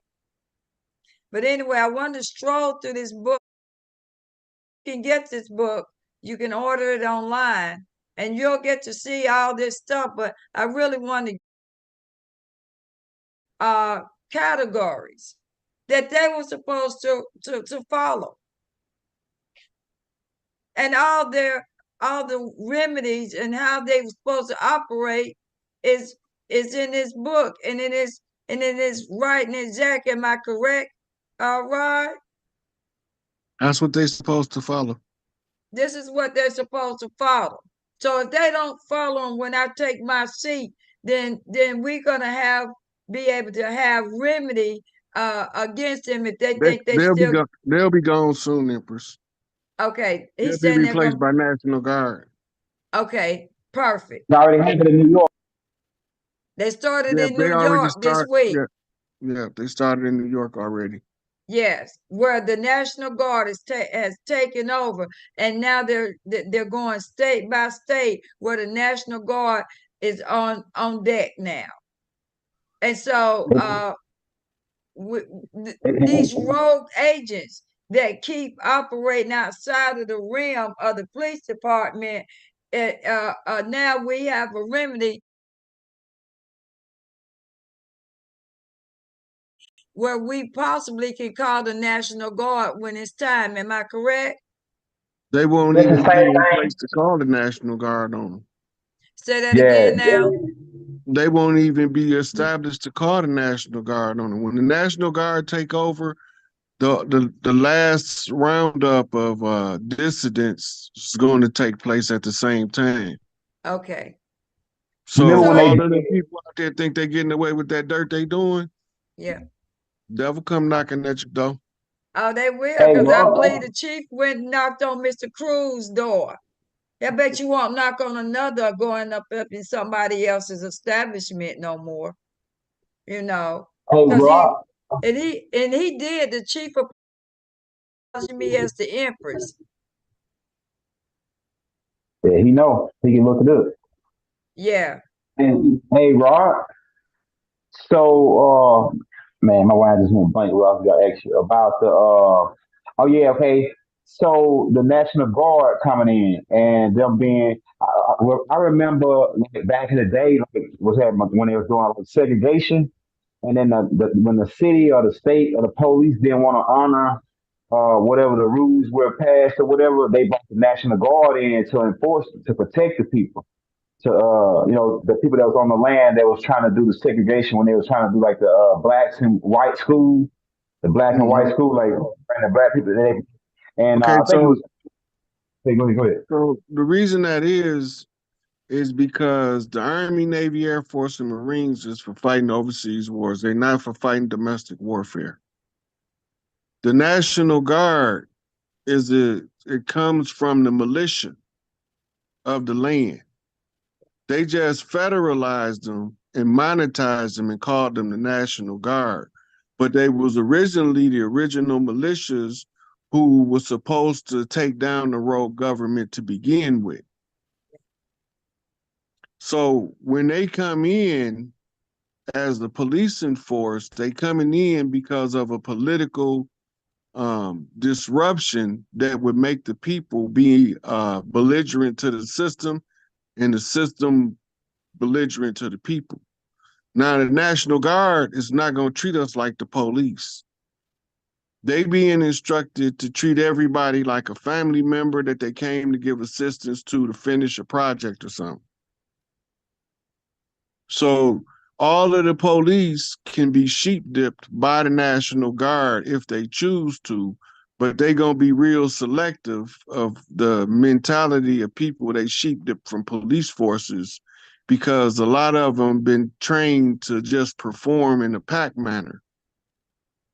They can't be an independent critical thinker and be a police officer. It's part of the requirement. Mhm. So all of the police won't be useful for the National Guard to accept when they screen them. But if the ones who come in that's been treating the neighborhood like they family members all the time, help the old lady carry her groceries up to the house, them kind of police, they'll keep them kind. Yeah. Because when you have somebody on the land that keep mistreating the people, you make the people rebel one way or another. So we had to use National Guard, and the National Guard can also sheep dip from branches of the military to bolster its ranks, which they've been doing over the last 4 years or so. Shay. So Oh yeah, I I just had wanted one more to, question. Go yeah, ahead, Big Mom. go ahead, because I just I want to just want to share ask a few Rob one more things. question on the state boys, on like the sheriff. And then the state boys, you got the state police, and then you got the marshal, like the U.S. Marshal. So with any like with the sheriff still have his jurisdiction, like when they become part of this new, because they was originally part of the new our tribal police or whatever, the police Right. department. So when the National Guard take over, the Empress gonna have to establish a new office of the marshal, the tribal marshal. And the tribal marshal will then have extensions called Sharif. But that's got to be restructured because we can still use the structure they have but we need to retrain them on how to interact with the people because we're not finna keep putting up with this shoot them in the back shit. Right. Billy Bub with lead till you look like a pencil. We done with that. Yeah. So we gotta transition till we can take control of our own communities so we don't have to deal with those things no more. Okay. So those are some of the things that will be discussed in private, because you can't always let the right hand know what the left hand doing. You Mm-hmm. know what I'm saying? So these things are going to be discussed. Um, I did want to show a few things, for those who just coming in and not really all the way there. What we talking about maybe be beyond your head, and we being mindful of that. I'm looking. I don't know if you guys know what a warrant looks like. This is what a true warrant looks like. This is a Treasury form that only legitimate warrant there is now. Remember, all all crime are commercial. Yep. So so so so if it's commercial, then it has to do with the Treasury, right? Mm-hmm. So this is a true warrant. Those other warrants, uh, they never really had a warrant. They always had an order for arrest. Okay. And so these are some of the things that you need to look out for, and just know some things that I think would be beneficial for all of you to know, which is this is what you can't find it. I've been trying to pull this up, trying to find it on the website. It take you a minute to find it if you find it. But this is what a treasury warrant looks like. Can you make it any bigger? Yeah. And Do let we gotta me, have a seal on excuse me. it? Do we gotta have a seal on it, like a state seal, to be like approved, or a notary?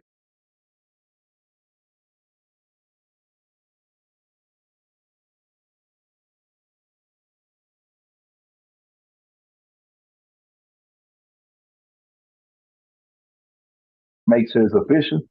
I'm not. Reason why I'm showing you this is because every ticket, every court case, they have monetized it. They get a CUSID number and they trade it on the market like your birth certificate and it ain't yours, it's theirs, y'all. It's on their paperwork. So stop calling it yours. It's not your birth certificate. It's on their paperwork, it's on their letterhead. So you got to create your own. It's theirs. Give it back to them. So I'm saying that um they the reason why they're interacting with you the way they're interacting with you is because they're trying to not trying, they are getting a CUSID number and trading that ticket on the market. Did you hear what I said? Mhm. They're creating bonds with it and still extorting monies from you and still putting you in jail when they got a CUSID number. Do you know what a CUSID number is? Who don't know what a CUSID number is? I don't. If you tell us what it is, I don't.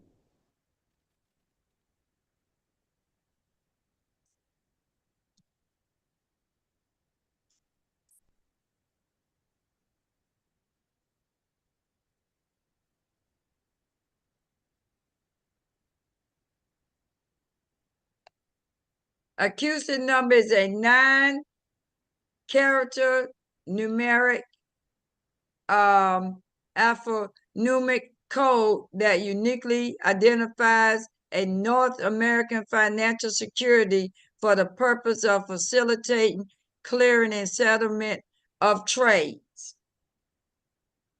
Okay? It, it's trading on the security exchange market.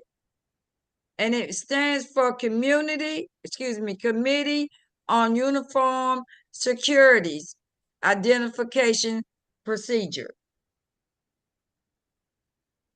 Now they've already, that's why they always have to try to interact, try to create a ticket, create a case. They have to continuously to do that to access your energies, called the Treasury Department. and they go and trade it on the market. And all that shut down now. Right. I'm just saying, I'm just trying to tell the Johnny come lately folks, so they're Mm-hmm. no, okay. And so you can stop, so you can understand what's happened to you.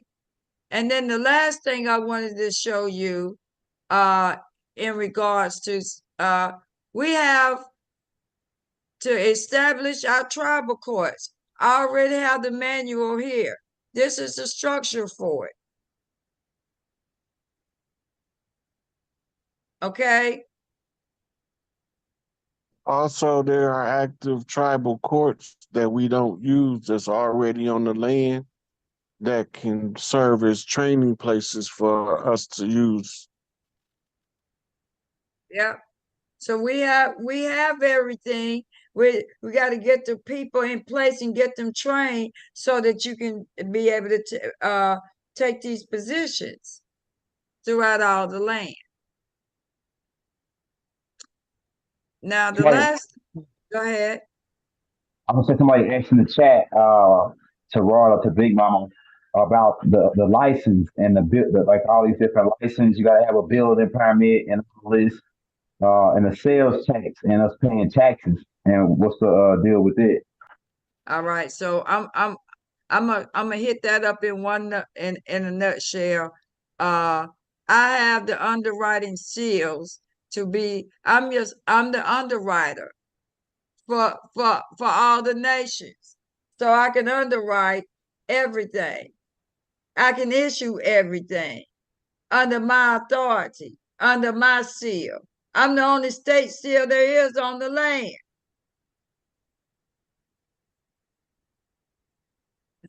Let me my seals. Freeze my screen for a minute.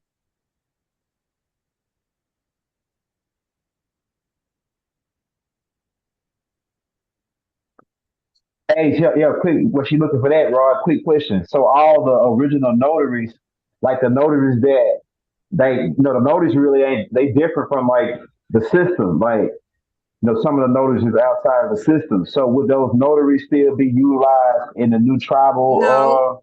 no, That would Okay, all that right. would be up that would be that up to the Empress. uh I'm getting ready to show you my just like the state have appointments for notaries, I will give out the appointments to notaries upon your training.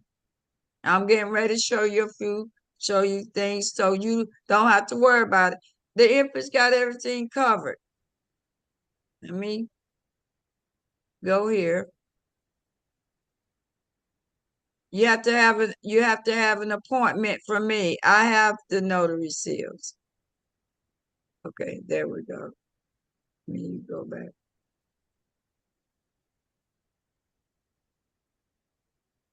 So that's the only legitimate notary seal that's on this land. Everybody else, there's notaries under these states. They're no more good. Isn't That that all wonderful? that all expired with their contract's expiration. And that's right. That's why. Okay. So also, let me go another place.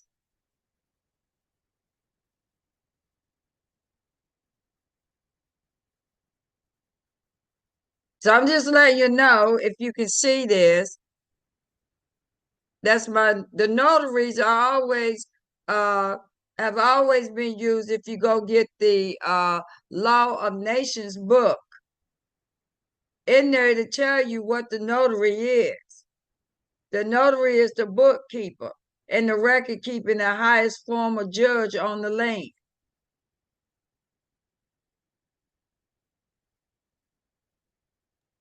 Right. So That's there's why I the asked them. there's the banking redemption seal.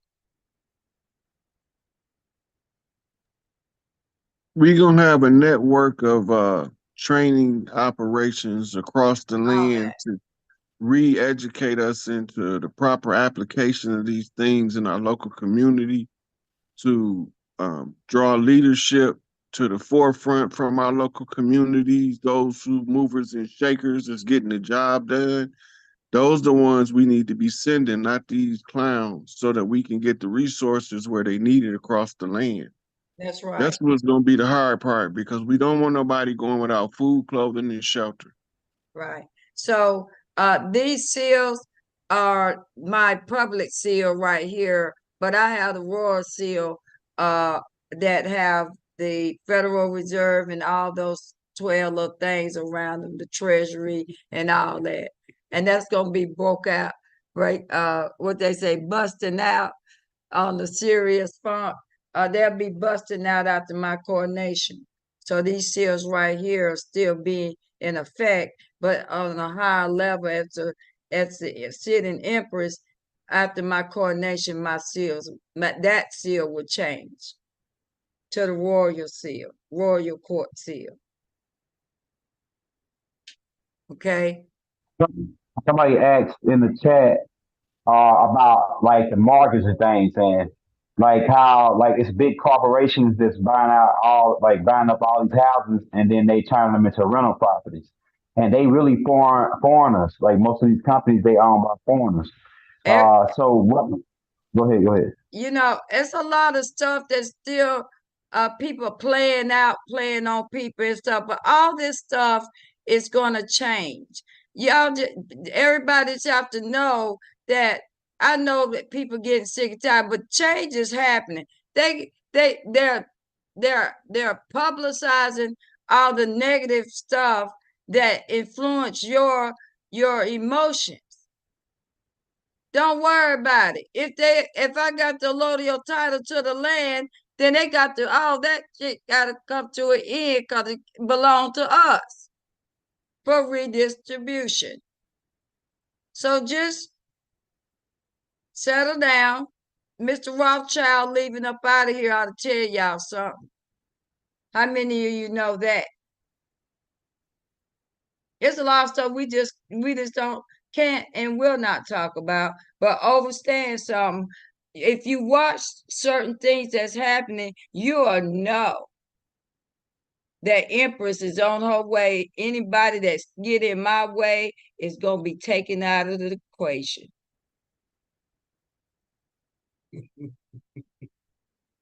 So That rare bird. Go ahead. somebody was asking about the inmate population. So the local communities are going to be required to set up programs for when the ones from their local community get reintroduced to the community. They got to have something productive for them to do to keep them inspired to live a better life. And I'm getting ready to call a meeting in the upcoming week with all the clan mothers, and even it'll be like it'll be a private Zoom call. It won't be televised. So I will be making that announcement. So y'all think I'm not, I just been pulled from pillar to post, and I'm stretched really thin, but I am hearing everybody's grievance. I'm hearing everybody's what do we do next? And then I'm getting ready for the coordination because all this stuff has to happen as well. So once I'm seated, once it is publicly where I am seated and I'm already officially in my seat, but the ceremony has to take place. The conjure has to end. All this few things that need to happen for the rest of this month and for into the first week of April, you'll see these things happening immediately, and they're happening now. There are some preparations for me that's in place for me, and the rest is being done. And I would say probably about 95% of of my coming is already done. So there are people working behind the scenes that I don't even know that's getting everything organized and ready. But the coordination has to take place. It has to. And it has to take place in Tallahassee. Thank you. Any more questions in the chat? Cause my eyes get all crazy when I see two strings and all that going on. Okay. Right. I'm looking now. Okay. Um,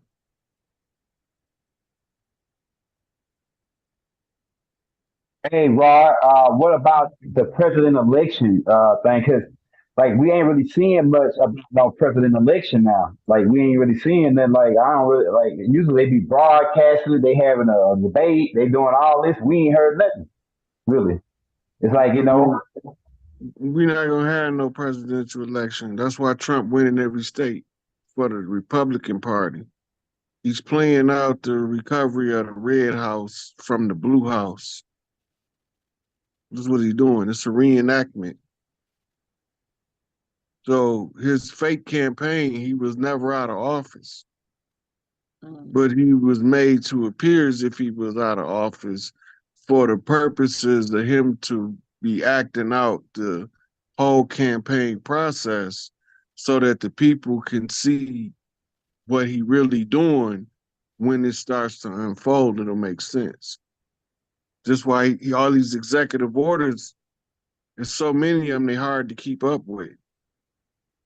But when you start reading enough of them, you realize that everything that the government had stolen from us in power was put under the presidential jurisdiction of FEMA.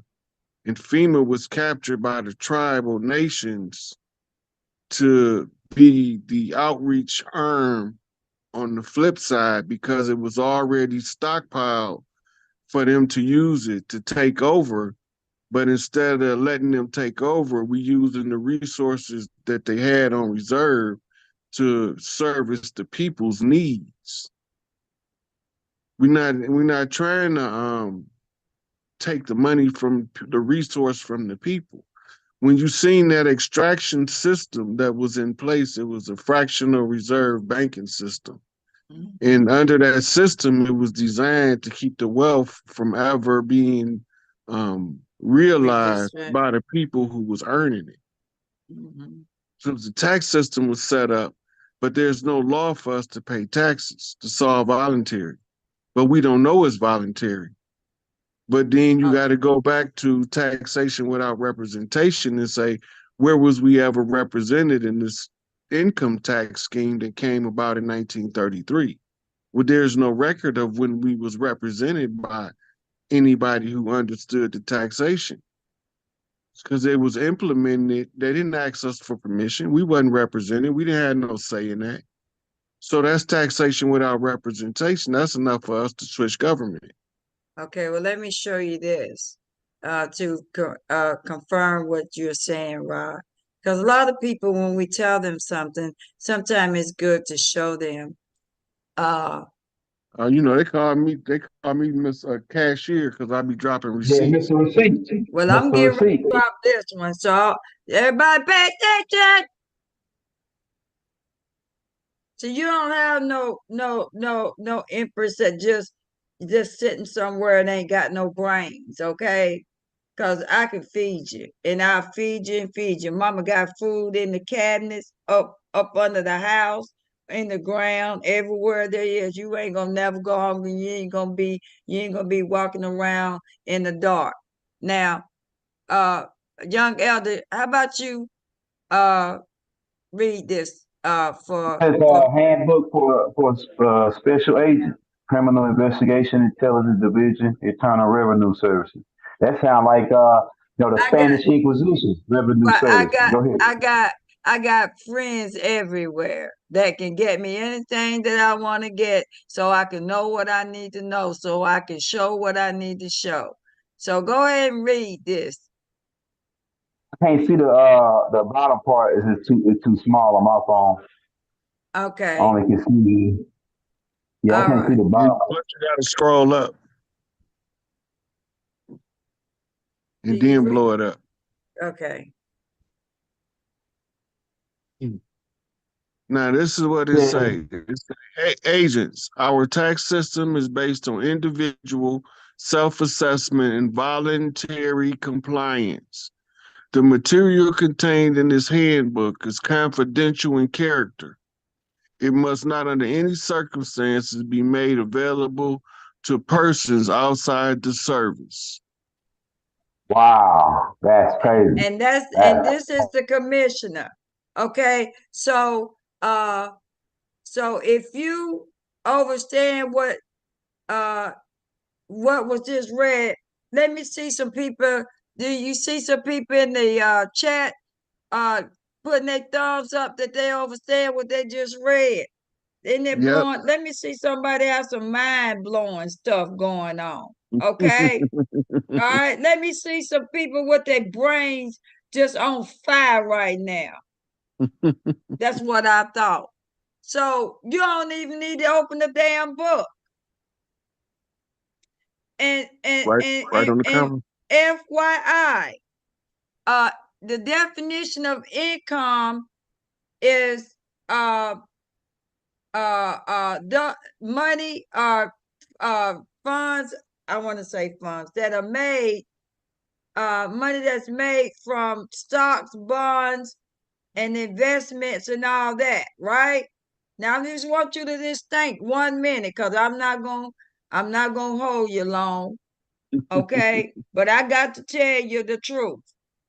So if the 1040s are at the top of it says US let me just pull it up. We're gonna look at 1040s. Public versus private.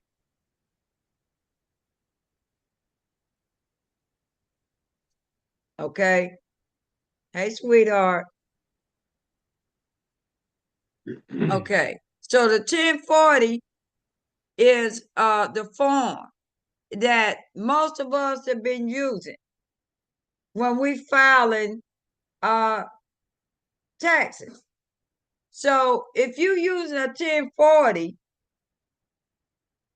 and at the top of it, it says US income tax return, and income tax means that anything that you made on stocks and bonds and municipal and all that trading and stuff, securities and stuff, then this is where you would file that at, right? But why would you use a 1040? Because earning a wage is a non-taxable event. I'm gonna say that one more time. Wages is a non-taxable event. Stop putting it on a 1040. I'm just you think a little bit, and you keep doing that. But what it's doing is you're giving it all away to them, and you didn't even know that. You know, they was trying to get our attention when they were trying to get what's that Mick Romney's tax return, and he had it public. He was trying to tell y'all and show y'all something then. And you was wondering how they get away from not paying taxes.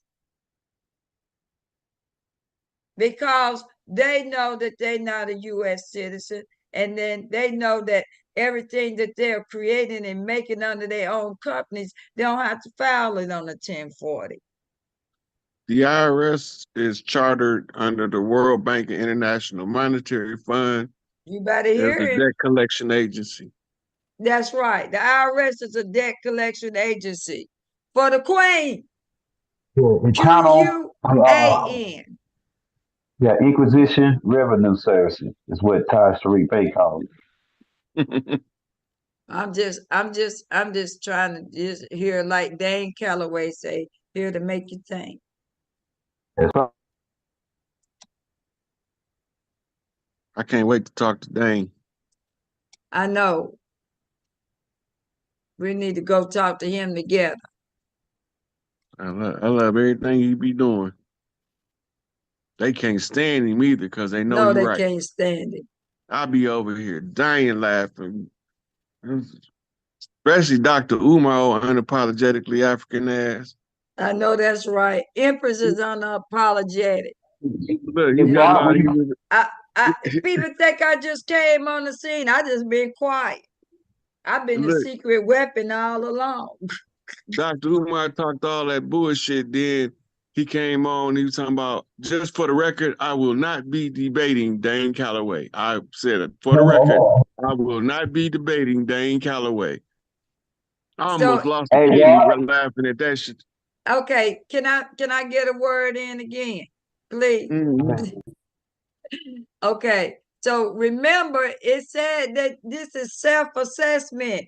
So if they've been assessing their wages to be 10 million and their value is 10 million, that's what they've been doing. They've been assessing their value. But guess what we've been allowed them to do is assess our value by paying us $20,000 or $30,000 a year. You see the big difference?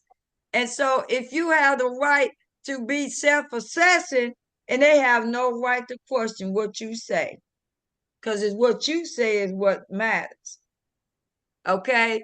But if you graduate to a 1041, you might want to start looking around. Why do you file a 1041? I just want you to just take a look around. Don't be calling me and emailing me, Empress, can you? No, I'm not. I'm telling you, I'm not. I'm giving you breadcrumbs to go and take a look at it for yourself. And you ain't got to feel around in the dark. I got the light on for you in the room. So you don't have to worry about whether you're turning right or turning left. I'm just getting you to get to look at these forms and look at them very closely. That's all I'm saying. And then you'll see something. Look up under A right here. I'm gonna pull it up a little bit.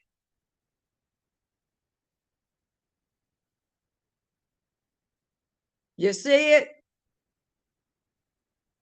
I'm just saying go over there and take a look at that form and look at making wine if you gotta work for somebody, because everybody ain't entrepreneur material. If you stop filling out them other W-2s and W-4s and all that stuff, you'll be all right. If you get a W, make them wine and make them give you a W-9, you might be off a little bit better. You know what I'm saying? You can change some things. You get to keep it all. And you don't have to worry about filing. I'm just saying. Don't be going nowhere doing something all damn half-cocked. The only way that you're gonna be able to know something, study something first. Don't go jumping because somebody gave you a little bit of information and think that's it. Everything is always unfolding, but all this is going to be obsolete. But those of you all who just seem to just can't let go, it's a relief for you to overstand if you go look at a W-9. And it ain't changed since 2004. No, I just want them to look at W-9s right now. Make them whine and give you a W-9. And the difference between that, I just want you to look at part 1. I mean, part 3A. 3A says you can operate as an individual / sole proprietor.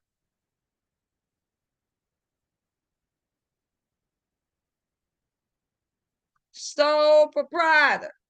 Sole reigns, baby.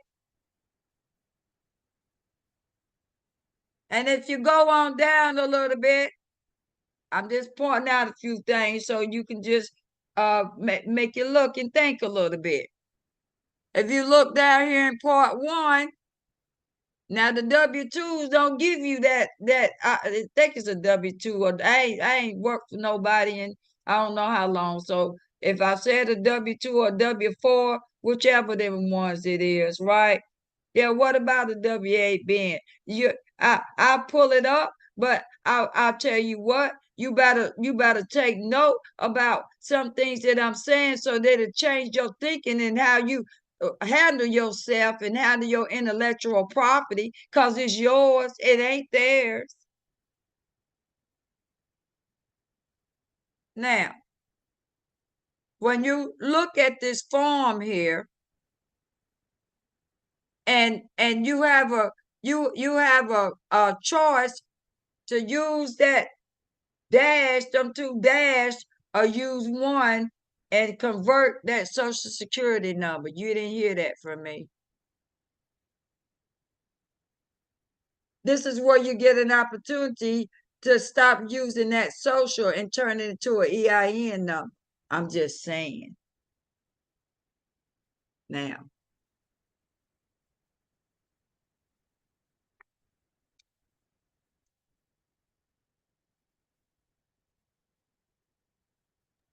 We got 500 people on. That's pretty good.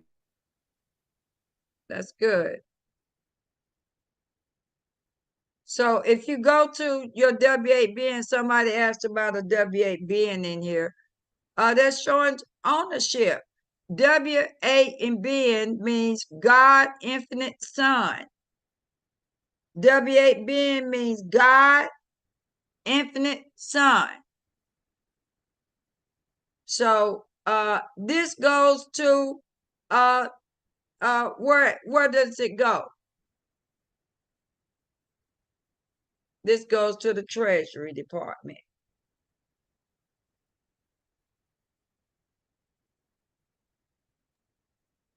Hey, everybody hit that like, hit that subscribe button. I know everybody ain't subscribed. Hit that like and subscribe button. It's a Yeah. big mama.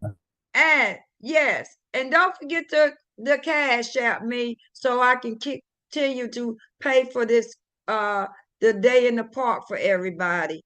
That's the main thing that I want to make sure that everybody is comfortable, and these chairs and everything gonna cost. So please don't forget to like, donate, and I put my cash app up. It's let me see.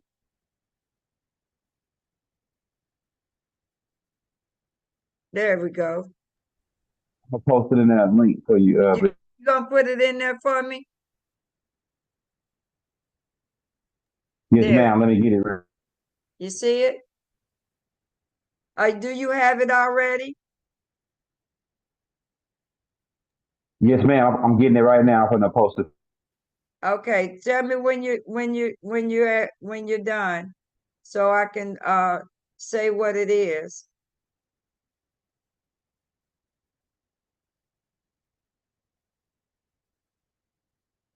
So when y'all show up, we're gonna have a nice time, and just know that it's gonna be all good.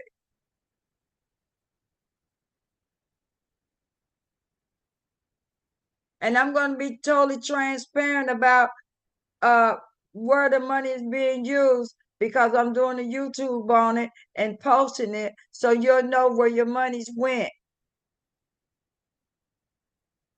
or where your energies are, because I'm fully transparent. Okay, you see that? Just posted this Cherokee It's Foundation. yeah, Cherokee, a $ Cherokee Foundation 11. $ Cherokee Foundation 11.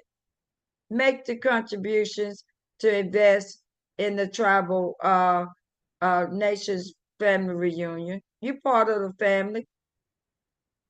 Bring some ice, as they say. I'm just kidding. Just donate so we can make sure we take care of everything for you. We need to get the whatever it is that we're needing to get. We need to get the sound systems and all that so that you all will be able to hear. And yes, my son Rod and my son a young elder is gonna be there, and they're gonna be speaking as well. We're gonna be together. Okay. Now I'm gonna stop sharing. I went over in something I didn't mean to do. I'm just trying to get y'all to think, since then you find out all the stuff that we wouldn't we weren't taught. Was we sons? You on mute, both of Oh you. yeah, no, they all. It's a lot of stuff. Like I say, we gotta learn. We gotta reteach civics. Yeah, Some of the civics probably gonna be rechanged around because a lot of the stuff that they was yeah, doing to us is gonna be yeah, non and void.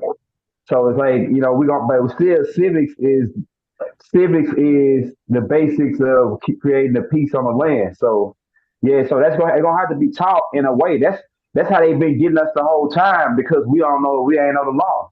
You know what I'm saying? We right. don't know what's going on. We don't know that these are pirates. These police, all these people pirates, and they on our land telling us and pointing the flag at us.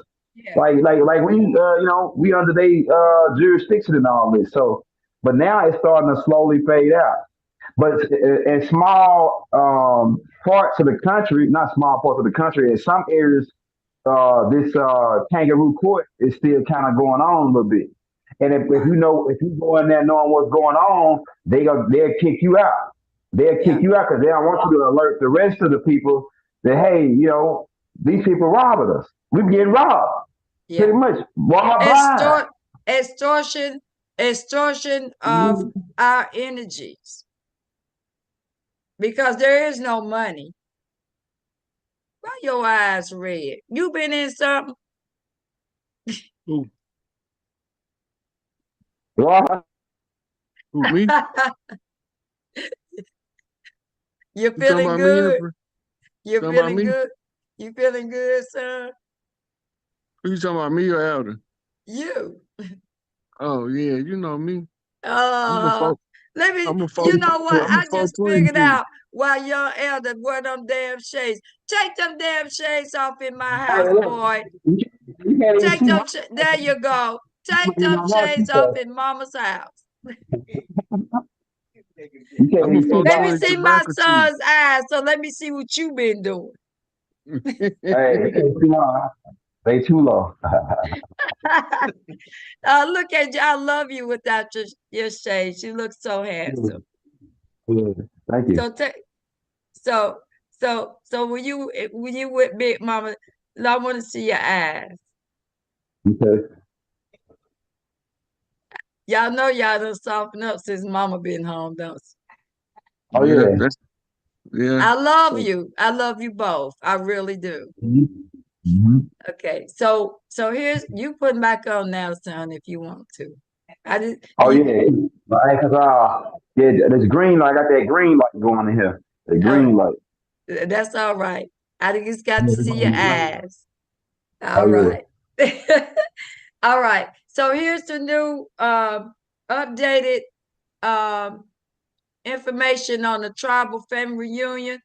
This is our flag. This is our banner. This is Big Mama's flag that my son brought back home to me, and now I'm displaying it. It'll be displayed at the family reunion. So we had to update everything and put the new form up, in which I'm going to show you in a minute because we're getting ready to close. Is that here is the tribal family reunion. So those of you all who got that old link, get rid of it. I need you to email me Cherokee Nation State at gmail.com so that I can send you out the new form and the new link, and so that you won't get all twisted up with the old one and not being able to understand what's going on. So I'm being responsible and help Big Mama out. Mama Rare Bird wants you to send this out everywhere. Send the link out. All this stuff that I'm sending you in the email, and I'm just forwarding. I'm not having no conversations with you. So when you email me, just say I need you to send the link. That's all you got to do. Don't email me asking me no question about no forms and nothing else, because this stuff is really irrelevant, and it's gonna be revamped anyway. But everything will be issued through me. Like all your stuff is gonna be issued through this nation.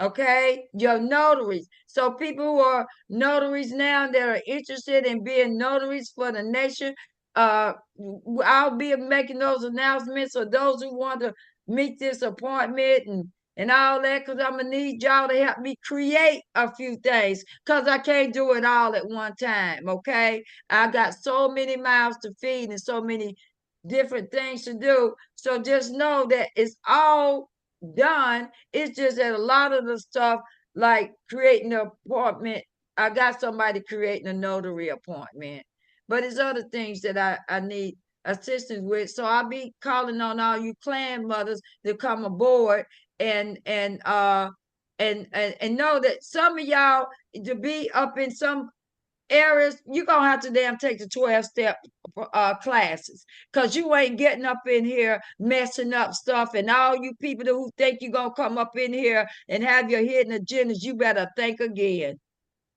Because I got gatekeepers, I got regulators, and I got people that's watching my back.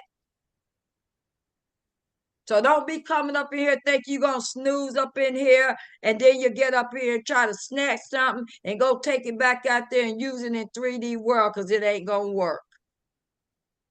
And you might get picked up by the National Guard, by the way. I'm just saying, you better know. So this the new one with the right address on it. Okay. And then this is where the coordination is gonna You be. sharing your screen? You sharing your screen, Oh, Yvonne? I'm not sharing my screen. My apologies. I thought I was sharing it. Here we go.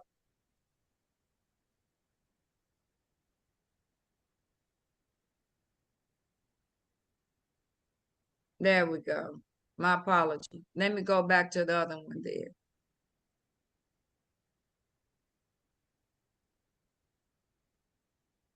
Okay, this is the newest one. So the old one, you'll know it's the old one because it don't have the updated corrected address on it. So now I'm showing you what it is, and all you have to do is email me so I can get it to you so you can get it out. Say what, John? Uh-oh. Are you there, Rod? I'm You see here. it? Okay. Yeah. It's gonna be a delay in there, John. It's probably gonna be a delay on YouTube. So It is. okay, but it's showing now, right? Yep. Okay, so this is the updated address to the family reunion in the park. Instead of Okay. you processing all them emails, Empress, Yes. won't you put it up as a banner on your YouTube account so it'll be on your page? On the community one. And just we figure out how to get it done, but Okay. you could post it like you do a banner for an upcoming show, Yeah. except it's just that. Okay. We got two of them. So can we do both of them? You can do both of them. You could do them separately, and you can put them both up where they can see the whole banner and they'll see it, the whole full thing. Oh, you talking about this banner right? Our banner right here. Okay, I I'm know talking what about you're talking about. the whole flyer. Oh, You okay. you just like when you was advertising for a show, you put the banner up. Yeah. You put it up like that, except it's not for a show. You just putting it up. Okay, great. Then you can help me and Renee get that done. Mm-hmm. That's Okay. just it's the same thing. You already know how to do it. You just don't know it yet. Oh, okay. All right. Look at that. Y'all got faith in me too.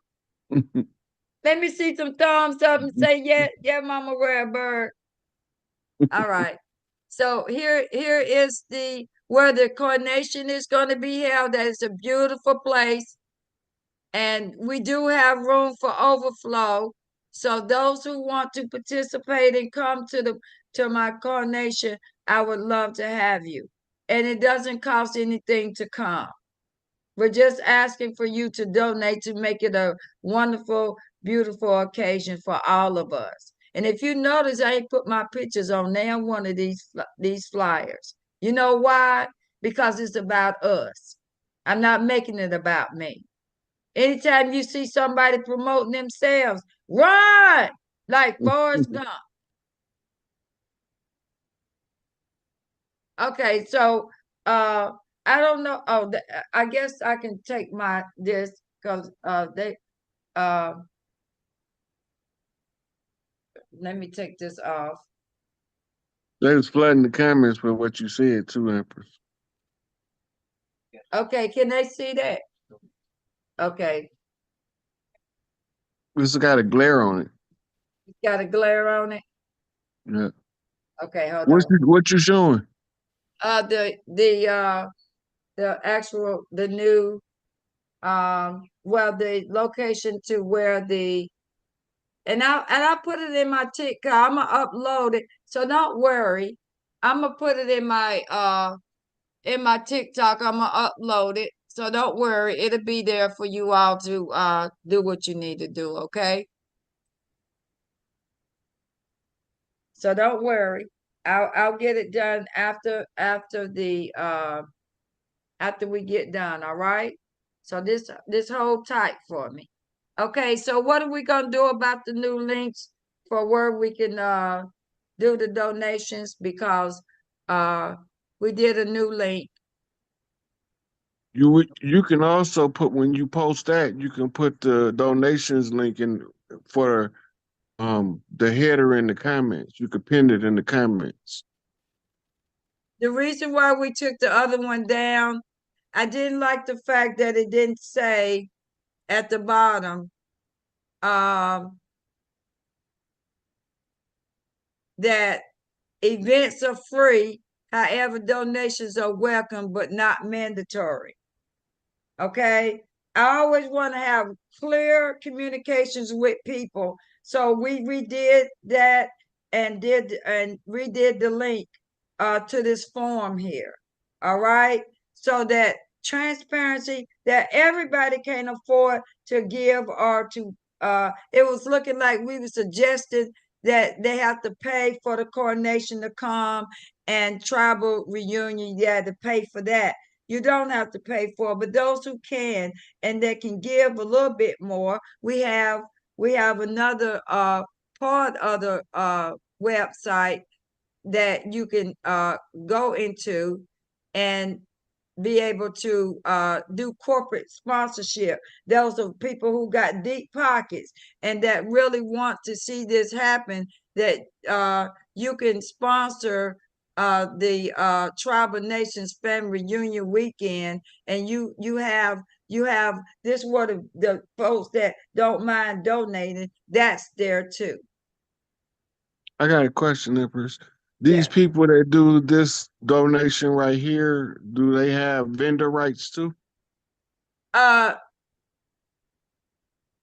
I hadn't thought about it, but that's something that we can discuss because we got all the vendors that we're supposed to have. And but that's not off the table. That's something I will have to talk with with my team about and be able to respond to that. I'm not saying no and I'm not saying yes, but I really would like to know if that's an option when they do that. I would suppose so. They donate that kind of money. Okay. So Well, regulator, it probably never came up before. So say if it that haven't again. came up before, you haven't had a chance to logistically look at it because Yeah, you only have so many spaces for vendors, right. So I was just asking because I was curious, but it is something good to talk to the team about. Well, I tell you what just came in my mind. If they're doing that kind of donation, then they actually will maybe have a reserved seat, you know, and recognition at the coronation as well. That can be also that, and maybe something else given to them. Mm-hmm. You know, of value as far as a surprise. I mean, I'm not cheap, so I would look at. I Okay, got a suggestion I'll talk to you about later. okay, great. Some Then tribal, it's some tribal shit. okay. So those who got deep pockets, please go on the website and sponsor the reunion and the coronation as well. Okay. You don't want your Empress to be raggedy, do you? I'm just saying, you don't want me to be raggedy. And we certainly don't want to be raggedy. So please donate. Please, please, please. I'm asking you. This is probably Somebody the say, only time you will ever hear me ask for anything, because after that we won't have to.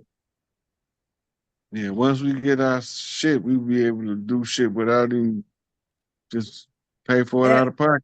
and believe me, the banking piece is already in place. Just a matter of countdown now.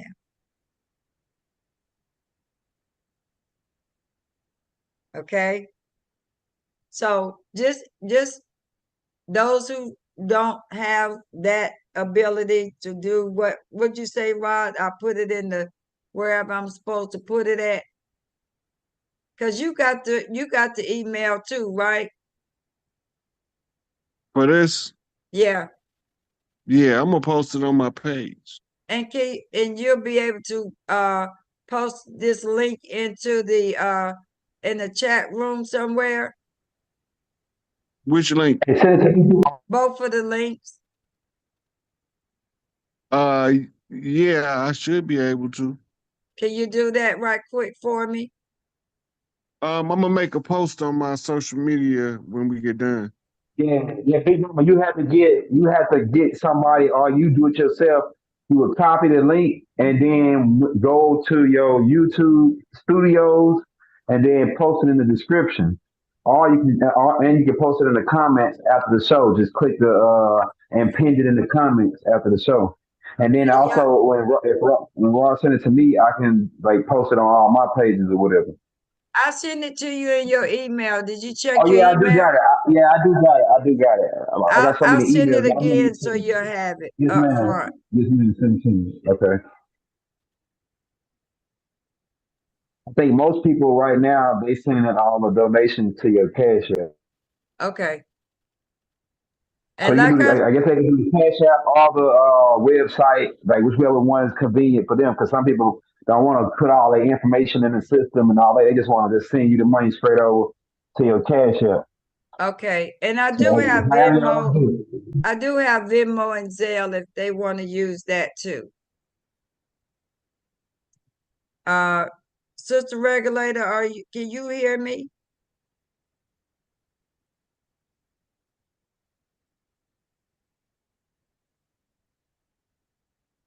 If you can hear me, can you call me?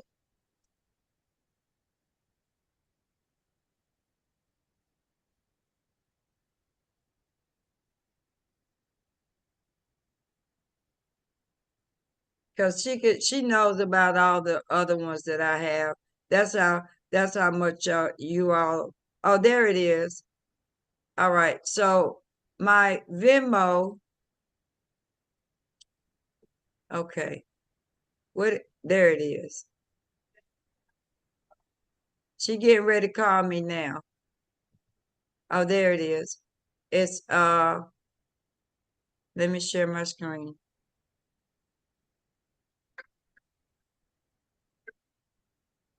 Hey, sweetheart. Can I? I'm here.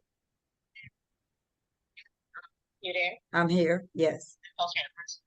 So it is Venmo. Your Venmo is Cherokee Foundation 11. That's at Cherokee Foundation 11. Okay. Okay. So I got that up on the screen. Which is mail.com. Say that again. And then your Cash App is the $Cherokee Nation Foundation 11. Okay. Can you I'll put it in the chat. I did it already, but I'll put it in again. Okay, and can you tell me what not the Venmo, but what was that other Zelle? Can you tell me what the Zelle is? You said the Zelle? Yes. That is Cherokee Nation State at gmail.com. That's Zelle? That's Zelle. Cherokee Nation State at gmail.com. My Zelle hooked to my email. It's hooked to your email. Oh, okay. See, I didn't know that. I really didn't. Y'all, I don't do money and stuff like that, you know, because that's not why I do stuff. So I've had these things, but I never used them because I always gave for free. Okay. So this what we're asking for is for what we're asking it for. Because I never asked for money because I always do what I do because I love doing it for free if I do it for free. So anyway, thank you, baby. You're welcome. Okay, peace. Okay, she gonna put everything in the chat room, and she said my Zelle is Cherokee Nation State at gmail.com. She said that's what my Zelle account is. Okay, so that's that. And you got my Venmo at Cherokee Foundation 11. That's my Venmo. All right. All right. So please make this a memorable moment for all of us. It's all our responsibility. And again, I thank everybody in advance for all that you're going to contribute and do to make this. I'm excited. Are y'all excited? I'm excited too. It's time. It's time. So I'll be making recordings.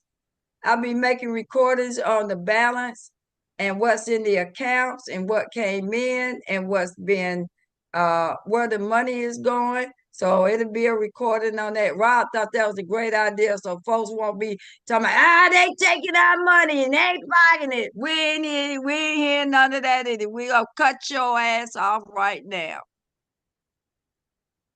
Cause I don't need your money to live off of. I got my own.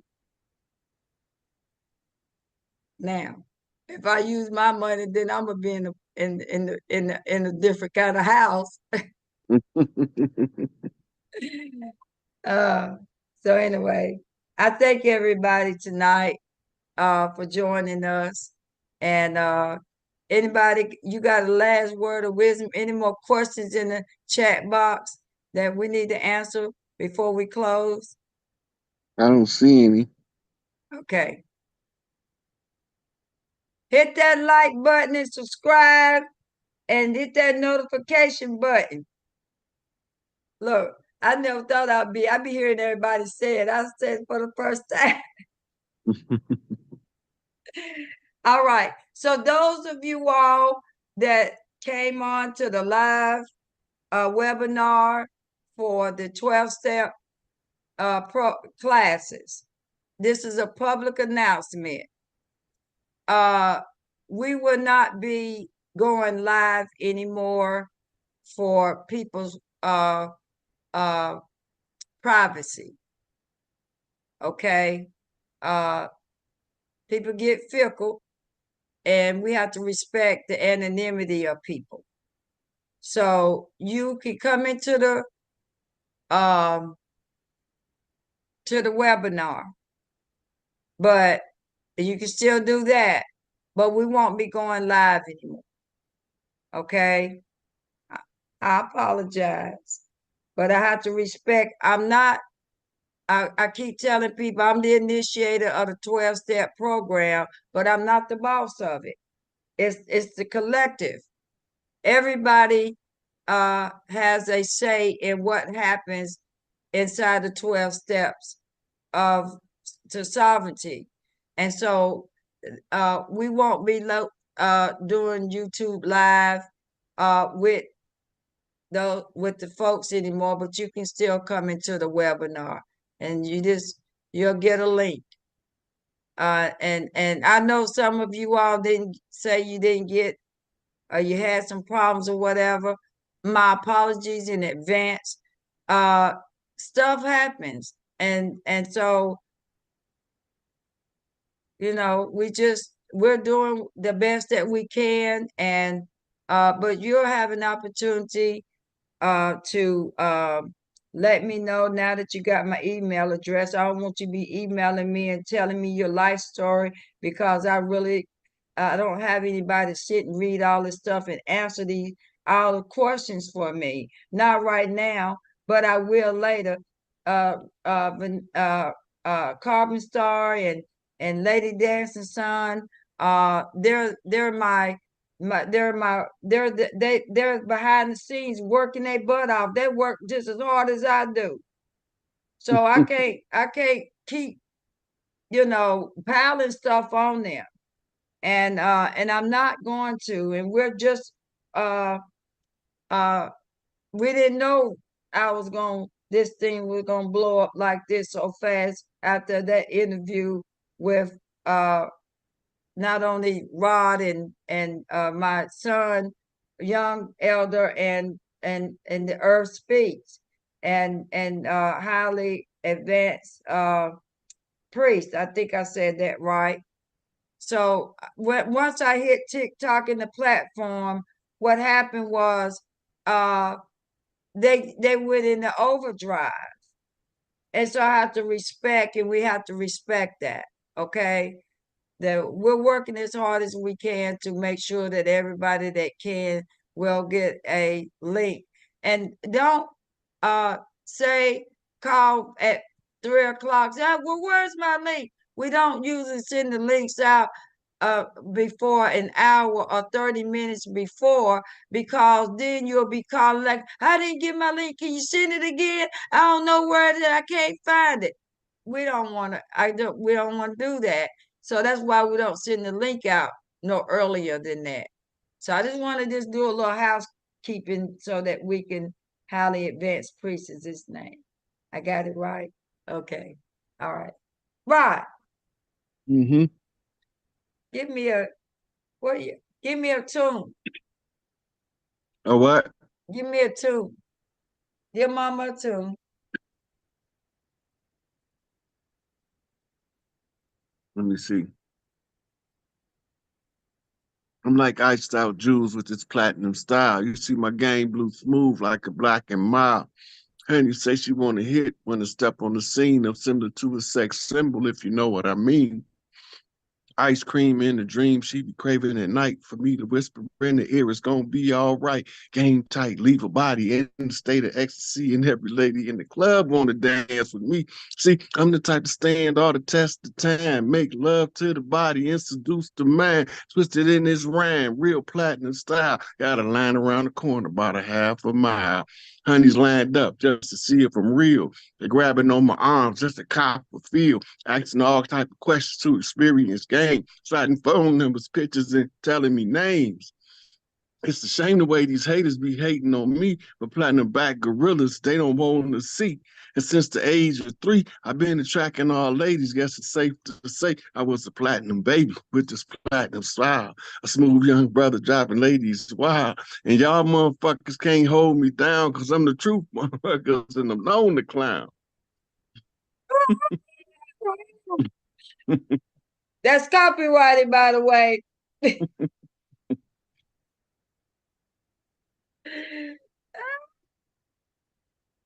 I love it. I love it. I love it. In your own right, in your own way. There's some things I won't say, but that's all right. You can say them. What about you, young elder, my son? I ain't got no rhymes right now, but I'll tell you this. It's about to go up. It's about to be back like it was on the land before. Like where the kids can run around, they ain't gotta worry about getting snatched up. And you know what I'm saying? By these people that's been snatching the kids and all that. Like it's gonna go back to where it was. well, it ain't gonna be no fear like it was. It's gonna be like all love. You know what I'm saying? Cause Big So, Mama so what? Cause Big Mama his is mom was what? ready to do it. I'm His mom was home back on now. the. Big Which Mama is back on the lands. Now we're just waiting to see three kings walking and two chiefs talking and a whole bunch of truth that's telling us what's happening. mm, mm, mm, mm, It's about to mm. get good. It's about to get good. It's about to get real good. It's already good. The greatness is already upon us. And they don't even realize it. They still thinking it's happening. It's already happened. Okay. Tell us what's coming up, young elder. I'm due on the show tomorrow night at 7 or Oh 8. yeah, I forgot. Yeah, me and Dr. Malachi Z. York's daughter, Oma York, and Mama Rabbit, we would be on tomorrow at 8 o'clock on my channel, and it's we're gonna drop the hammer, we're gonna drop the sword, we're gonna drop the lightning, all of it. You know what I'm saying? So yeah, you want to tune in for that. This right here, this is the big ticket. This is the big one. Like I said on Billy, this is the big one. Yeah, This is one y'all might want to tune in for. You know what I'm yeah, saying? We're gonna clear all the ruggies, all the naysayers. This is gonna be it tomorrow. yeah, yeah. Yeah, And so yeah, and Uma, she very thorough. So like she gonna have everything that she a Gemini, so she gonna have she like if you on her list, I feel sorry for you. I'm telling yeah, you. I'm telling yeah, you. I swear. yeah. You on her list? Yeah, I feel sorry for you. So Telling tomorrow night at 7, right? you. Tomorrow, no, Tomorrow it's night at at 8, 7, 8 o'clock. Young Elders Well, channel. it'll be 8 o'clock. You It'll on the be East Coast, right? I'm on the East Coast. Yeah, it'll be 8 o'clock. It'll be 8 For o'clock Eastern Standard Time and 7 Central Standard. mhm, and 7 mhm, Central Standard. mhm. one more time. Central Standard. Central Standard Time is 7, Mhm. right? Mm-hmm. Mhm. Ma'am. And 8 o'clock Eastern Standard Time. Yeah. Yes, ma'am. Young Elders channel. We will be dealing with Malachi York, and it's Truth Time now. And it is also Good. his daughter Uma and myself. And it is Rod, just Uma and myself uh will be Yeah, on it's the gonna be you. Yeah, it'll be you and Oma. okay. Like Uma and myself will be on Young Elders channel, YouTube channel tomorrow. So stay tuned for that. We got some stuff to tell you. All right. All right. Well, I wish we could play some get down music before we get up out of here. You know, Yeah, I be if you wanting play to that say, music, they'll copyright you too. Like, so say if you that. play any music, if you play Yeah, I any know. music, yeah. So you probably don't care now, but once you start getting your royalties for this, you go they'll take all of it if you got copyright. Okay. So I need They everybody won't. to hit the like button and subscribe for those who have it, and tell your friends to go over there and hit the like button and subscribe as well. Okay. Yes, ma'am. All right. Love and light. Uh, Love you everybody long. rest well. Thank you both of my sons for accompanying me, and we Anytime. definitely will see you guys in Tallahassee. Yes, You know ma'am. you supposed to been on the call with me last night. Did you tell him, For son? me, I for ain't had a me, chance to talk Rob. to you yet, Empress. Okay, well, talk to Before the him and call. tell him what the update is about everything, okay? Okay. Oh All yeah. right. Cherokee Nation Please. State at gmail.com. Email me if you need the flyers and the links and everything, okay, everybody? All right, love and light. Love and life. Peace. All right, now let me see how Peace. I can get out of here now. Yeah, yeah, yeah. Yeah, y'all got to stay with me, Rod, for a minute. Let me find where I'm at.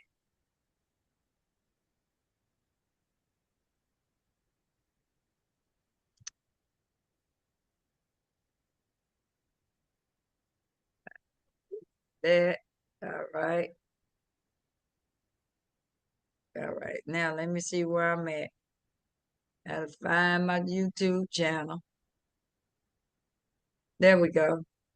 All right. So I guess just okay, how do I get out, son? It should tell you the exit button should be on the top right. It could maybe at the bottom. I'm not sure. I haven't used Zoom. Regulator calling me. Okay, go ahead. Yeah, I was just gonna say, you could just end it, and it would close it. Where do I do that at? How do I end it?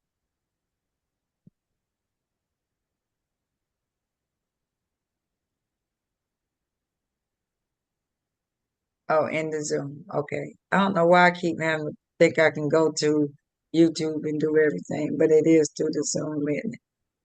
Okay.